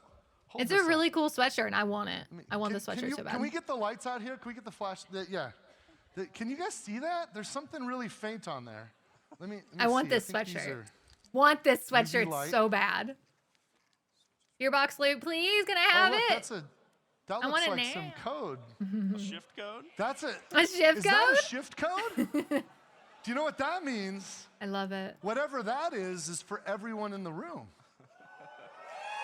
Yeah. And for you. And you wear this, anyone who can see that, and this glows bright as day outside when you're in the sunlight, because You gotta think though, Pie Man, you've got people who are just now getting into Borderlands 3 for the first time, or who are coming back to Borderlands 3 after its initial release that don't have all those golden keys. So 75 golden keys to give to people who haven't played the game in a long time or are first time playing the game, they're gonna want that loot. They're gonna want that, like that. Yeah, it's actually a really good code. Yeah. sun has UV. So take a picture of that, write it down. Right here. This is the best shift code we've ever given out, you guys. So everybody grab it. This is like 75 golden keys in every single game. This is Yep, every I think single there's game like too. 25. Is it right? Is there more? Yeah, 75 golden keys and diamond keys. There's like 25 diamond keys. This is insane, you guys. So everybody in the room gets the best. It's pretty rad. Best and yes, so congratulations. I want this Happy freaking birthday. Oh, and I hoodie. got one more thing for you that we're gonna send you if you give us your and every one of you that has a birthday, we're gonna give you a collector's edition of Borderlands 4. They have confirmed collector's edition of Borderlands 4. We do not know what it is. We do not know how much it is. We do not know how much the game is going to be or when we can pre-order it. So when it comes out. So please, Will, can you get all of their contact information? Get all of their happy birthday to you guys. Thanks hey, a lot. thank you for the Cheers. follow, Daydream. Yes. Disaster. Appreciate that. And by the way, that was sort of a foreshadow. And thank you to our helpers here. With a foreshadow the loot of the chests. collector's edition. Yeah. This is a foreshadow of something we're gonna do it. We're gonna have a shirt or a hoodie or something that anyone can buy that'll show up on our store, and it'll have a shift code on it, so that everyone can kind of be like when I'm sharing the shift codes with people. You're walking down the street, somebody goes, "I know what that is," and they'll get the loot that you're gonna give them from your shirt. Oh no, that sucks. That'll be out later. So awesome, you guys. Now we do have some time left. And there's some. We did. And there were some questions from the world. Yeah, some more questions. So we're gonna do the hard questions now. Noel. Where are the questions? Noel, questions. We need the questions, Noel. Here they come. Noel. And Noel. All right. I don't know if they're You gonna guys, specifically like, there were some be that hoodie queen. I would love that hoodie though. If they made that hoodie, mass produce that hoodie, I would 100% buy it right fucking now. That hoodie was so fucking cool. I want that hoodie. Please, Gearbox, make that hoodie. people pulling questions from the line out there. Some of you guys. Okay, we'll Hopefully we could get to them. Let's fly through these. Okay, we'll fly. Speed round. Fly. Grant, are Invincibles coming back? Yes, to be announced in a later date. So, Invincibles are coming back. Yes, I'm assuming Invincibles usually being very powerful stuff like our stuff in like Borderlands 3 with the whatchamacallits, like they're Invincibles, right? Their in-game content, their raid boss level stuff. So we won't see Invincibles most likely until in-game, like way in-game. Obviously he doesn't want to ruin, but we are getting Invincibles. So the people out there like Moxie and Quag and all of those people that just love the math of Borderlands and love to min-max, they're bringing you Invincibles.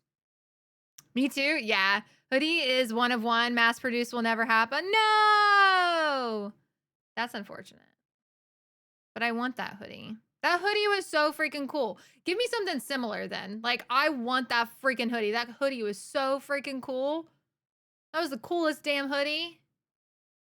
I want that hoodie. It was cool. Super sad. Ooh. Now I'm sad. You made me sad, Randy, Rusty. We want to know more about the end game. Yes. Yes. We'll say more very soon. Listen, we're going to talk more about. Did he really? I didn't hear it. ISHP boss Borderlands 3 doesn't have the Invincible. No, I know. It doesn't mean that they're the highest. Invincible enemies just mean they have an invincible phase.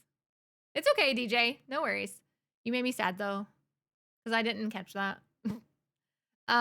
They should know that people would fucking buy the shit out of that hoodie. They should make money. No, that doesn't. And that's not what I was trying to say, Pie Man. Like,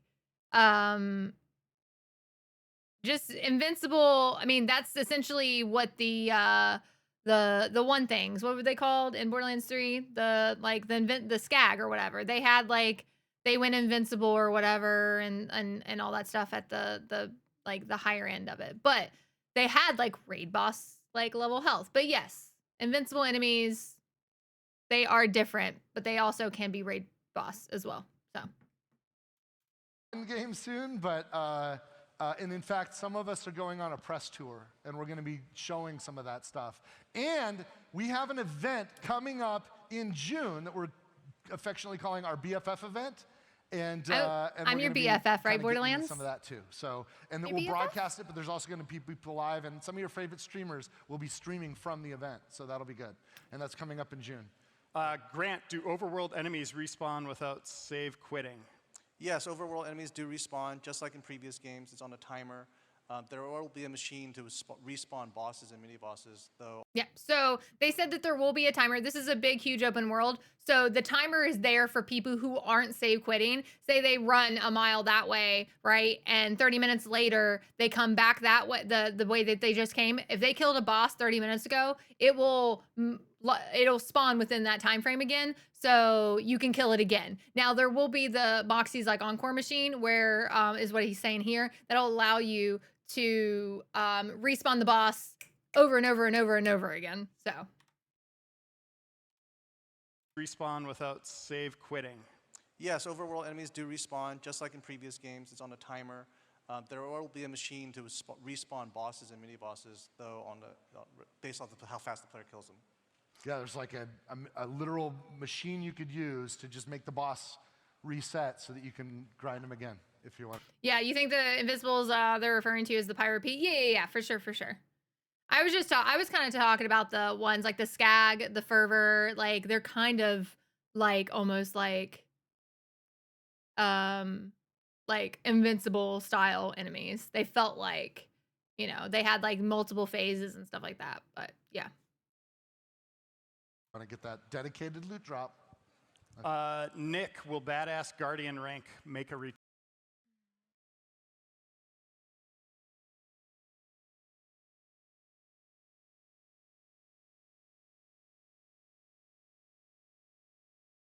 Right. No, I understand what you're saying. They think if a boss doesn't have invincible in the name, that it's just not a raid boss. Yeah, that's not true at all. Yeah. Like I like you said, some people genuinely don't consider true trial, like that's what it is. True trials. Sorry. True trials bosses, I feel like are kind of, they're raid bosses. They're like invincible bosses, right? They have that amount of HP that the previous like invincible things had. So no, I'm completely understanding what you're saying. I think that there are people that believe that if it doesn't have the word invincible next to its name, that it isn't a raid boss or whatever. Invincible just means that there are like just really a lot of times either really powerful enemies with a lot of fucking health, or they have some type of mechanic to killing them, right? So I mean, invincible, there's so many different mechanics that they can put into invincible enemies to make them invincible, There's all these different things that you can essentially do that invincible enemies can do. So it could be immune phases. It could be and then they have this specific mechanic that you have to avoid, and then or there's a specific mechanic that you can do to keep them from going into like immune phases and stuff like that. Return. Yeah, there is an end game specialization system that it's going to be very similar to the badass system in the past games, but it's actually going to have meaningful choices to the end game guardian rank. I get that dedicated loot drop. Nick, will badass guardian rank make a return? Yeah, there is an end game specialization system that it's going to be very similar to the badass system in the past games, but it's actually going to have meaningful choices. It won't just be like put points into this, that, and the other thing to get like a flat bonus. There will actually be behaviors, and you will have to make some hard choices. But we'll talk about that a little bit more later. Turns out we're talking. Maybe it'll be kind of like Wonderlands. I feel like Wonderlands, you kind of had to make choices, like tough decisions, but eventually you got all of them though. Make badass rank more interesting. Borderlands 3 Guardian ranks were a good starting point. Yeah. I'm excited to see what the rank looks like. Me too, me too. Like, I feel like, I mean, maybe Wonderlands is kind of like the route that they're going, because you had like, you went around like this like web, right? So maybe that's like kind of like the style that they may go down. Talking about a lot of endgame. That's what we want to know. Randy, I got a tough one for you here. Oh, you got a spicy one for me? I don't know the answer. I don't know. Why is it always me that has to do the spicy ones? All right. What will the game's price be? That's an interesting one. I don't know this. Really now? I'll tell you the truth. I don't know. And that is the truth. I don't know. It's hard to say. I'll hit it straight on. I hope so. And it's an interesting time, right? We've got the on one level, we've got It's okay, Rib. No worries. a competitive marketplace where people want to, or the people that make those choices want to sell as many units as possible, and they want to be careful about people that are price sensitive. So there's some folks that don't want to see prices go up, even the ones deciding what the prices are. There's other folks accepting the reality that game budgets are increasing, and there's tariffs for the retail packaging, and like, it's getting gnarly out there, you guys. Borderlands 4 has more than twice the development budget than Borderlands 3. More than twice. So the truth is, I don't know what the price is going to be. I do know that we will be opening pre-orders soon, TM, and that will be when the price is set. I think that Borderlands 4, here's the philosophy we have. Whatever the price is, we're entertainers. Yes, we want to get more resources so we can make bigger and better games. There's a reason why Borderlands 4 is so awesome. It's because you guys showed up and supported Borderlands 3. And Fine, we had the regardless. budget, so we could more than double the budget and feel confident in Take that. it. And that's awesome. When the revenue comes in, we could spend it to make bigger games and better games. As artists, we want everybody to have it. You know, we want to make it as easy as possible for everybody to enjoy what we're creating. So it's a weird thing, but the fundamental philosophy is... It was doubled, Rip. We want... Doubled. Yeah, we want people to buy it so we have the resources to make more. More than twice, almost But 3 we million, want or 300 million. everyone who Yep. buys and plays a Gearbox game to feel certain that they got the better end of the bargain. Whatever the price is, that they got the best value. Yeah. And that's the philosophy that we live by. $70 And so plus we're 10 gonna for a have mini-map, price yeah. set soon, and He said it soon. might be the new price that like Nintendo and Microsoft have led with. It might be that we stay back. It's going to be the people at the publishing house that decide that. And if it is cheaper, then maybe we'll sell you that mini map that you guys want, but we'll develop later. How bad do you want that? $10? I don't know. $10. I love this part. I'm just kidding. Or am I? I'm just kidding. Or am I? I'm just kidding. Or am I? I don't know. We'll know soon. Most likely, Corvell. I think it's going to be fine, whatever it ends up being. I think it's going to be amazing, whatever it is. Borderlands is fucking amazing, and it's worth it. It's worth it. Yeah. So price-wise, I'm thinking 80 is a reasonable price for a base game. I mean, nowadays, unfortunately, $80 is a reasonable price. I mean, I mean, honestly, 70, I would say most base games these days are 70. I think base game's gonna be anywhere between 70 and 80. I think your deluxe or whatever edition, you're gonna probably have a $10 difference between the base and the edition that has like there's cosmetics and stuff like that with it. And then you'll probably see a $30 increase in price. So 100 to 120 for the edition that has the season pass with it, because we know there'll be a season pass. They're talking about DLC content already. So I'd say like 100 to 110, 120, something like that, right? Like $30 more usually, because it's usually 30 to 40 more dollars for the best edition with the DLC, the season pass. Because usually the season pass is 50 by itself, and they discount like $10 if you buy it with the game. So I would say probably like 120, 130 maybe. And then I would say collector's edition, if we're talking physical, probably around 200. Probably around 200. I think Borderlands 3 collector's edition was 150, if I'm not mistaken. I could be mistaken. That was a long time ago. I bought it, but I don't remember how much it was, because I bought it, I pre-ordered it through GameStop, and I was able to pay it off over time. So I don't honestly remember. If it is a AAA, it's AAA. Indie has no business pricing. Yeah, 70 is minimum. I think it'll be 70. Just became price standard. We are already jumping to 80. Yeah. I don't know. We don't know. If it's 80 base game, then super is 100 and super duper is 130. Yeah. Yep. I usually play Siren, but Harlow, name's not Chuck. I'm gonna be the Siren first and foremost. I always play the Siren first, and this is just cemented that I'm gonna be playing the Siren first. But I don't know. It's either gonna be I think it's as of right now, it's Harlow as my second, Eamon is my third, and Rafa is my fourth. They all look amazing though. Like Rafa looks fun. Like they all look fun. That's just the order that I'm probably gonna play them in.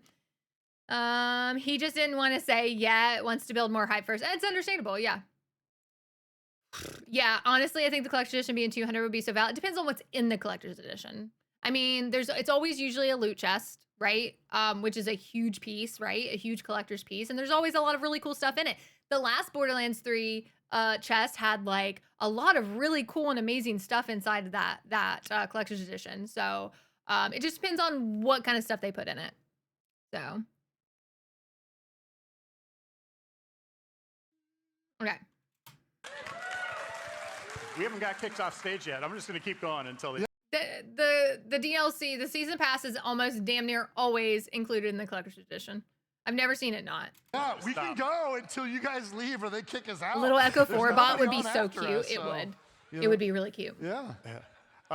April, what is Ordinite used for? Ordinite. Yeah, what is Ordinite? Ordinite is sort of like the sister element to Iridium. And so it has an opposite effect. Ordinite is used for a lot of different things in the game that we don't want to quite talk about yet, but I will tell you this, it is not a currency.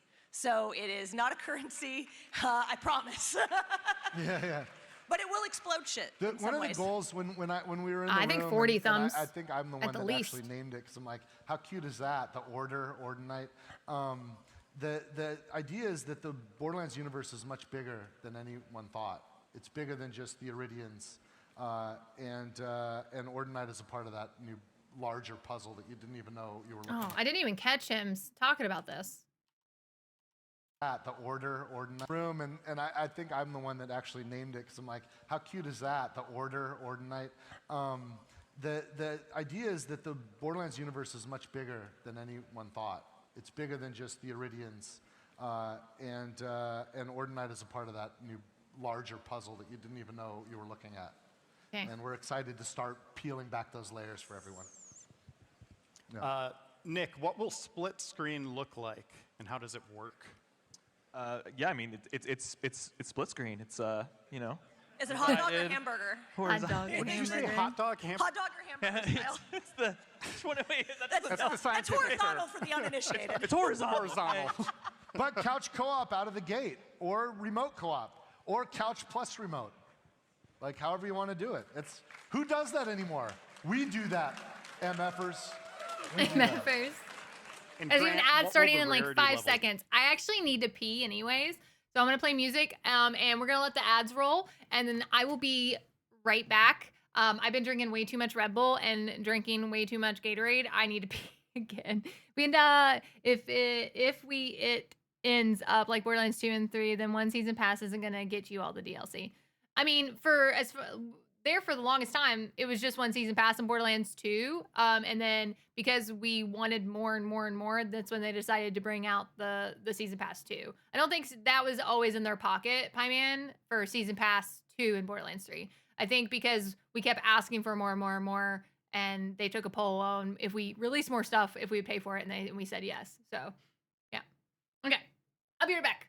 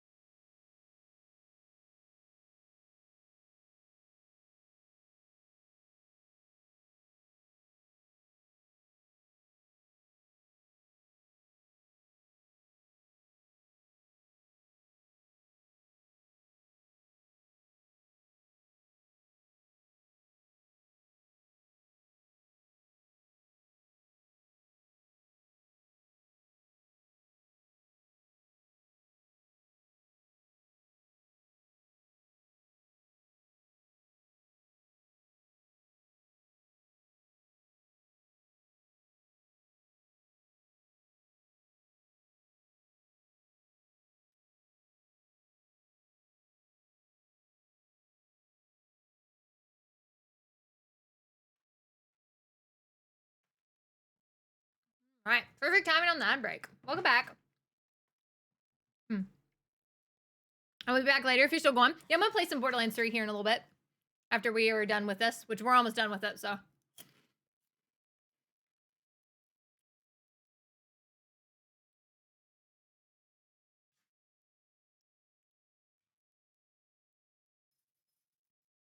Oh, you're talking about the shift cards? The shift cards? I actually have them right here.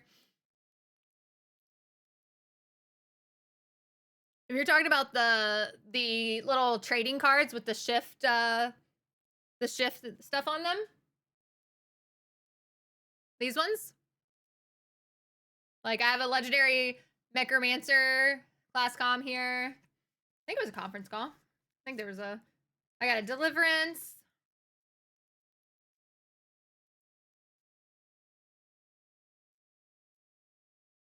Yeah, social conference call shotgun. Yep. Yeah, I have all of them still. Did they come with a code for the game or a disc?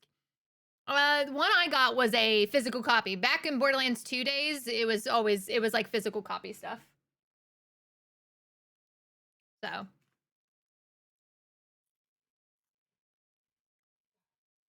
Even my Borderlands 3 Collector's Edition came with a physical one.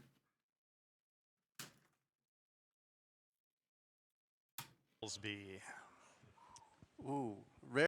And Grant, what will the rarity levels be? Ooh, rarity levels will go from common to legendary. Thanks, Grant. There's your, We nailed it. there's your, Nailed there's it. your gray. There's your green. There's your blue. I don't like how you're saying There's that, by the your way. purple. And then there's orange. There's your orange. There's your put. What? Hold on. I'm such a fucking troll. Randy. I'm such a troll. Last one I'll ask here. After collecting vault key fragments, can you repeat the same vault over and over again? Yes, you can. Rerun your vaults. Yes, rerun your vaults. Awesome. There's spectacular loot hidden behind. You do have to start the entire game over. No, I'm kidding. I'm kidding. I'm kidding. That's it for us. Woo, you got through the questions. I did. I did. We got through it all. But Yeah. Oh, you were standing there? I'm like, come on, we got to wrap it up. Let's go. All right. Give a round of applause to everybody. Thank you, everybody. Let's stand up. Thank you so much. I really appreciate it. Cheers, you guys. Here's your periwinkle. All right, you all. Thank you. Sorry, so, I'm eating. as I had to. Randy mentioned, we are hitting the road. Like, literally, Pitchford and Reiner and I are leaving this afternoon, going around the world on a trip. But we're coming to a place near you. In June, on June 21st, we've got the Borderlands Fan Fest event, and that's... Hi. Okay. We've got the Borderlands Fan Fest event on June 21st. We're going to be going to Billy World, and that'll be coming up in July. In August, we're going to be at Gamescom. We're also going to be at PAX West if you're in Seattle. And in October, we're going to be heading to PAX Australia. So I'm looking forward to that. But if you're here, What is Billy World? Yeah, we all heard it. Yeah. We thought it was going to be a new trailer, but it wasn't. Dude, can anybody tell me what Billy World is? Without me Googling it? where you're going is up to the Q Hall to get that poster signed. We're going to be hanging out up there doing autographs. So please come say hi want to a us. poster. And we'd love to say hi to you. And we're going to do thank you, Rip. one more run of a trailer. All right, thanks you all. Let's hit the trailer. It's the same trailer we looked at before. Okay. Wait. You think it's an animation? Okay, gotcha. I was like, I have no idea what that is. All right. Nice.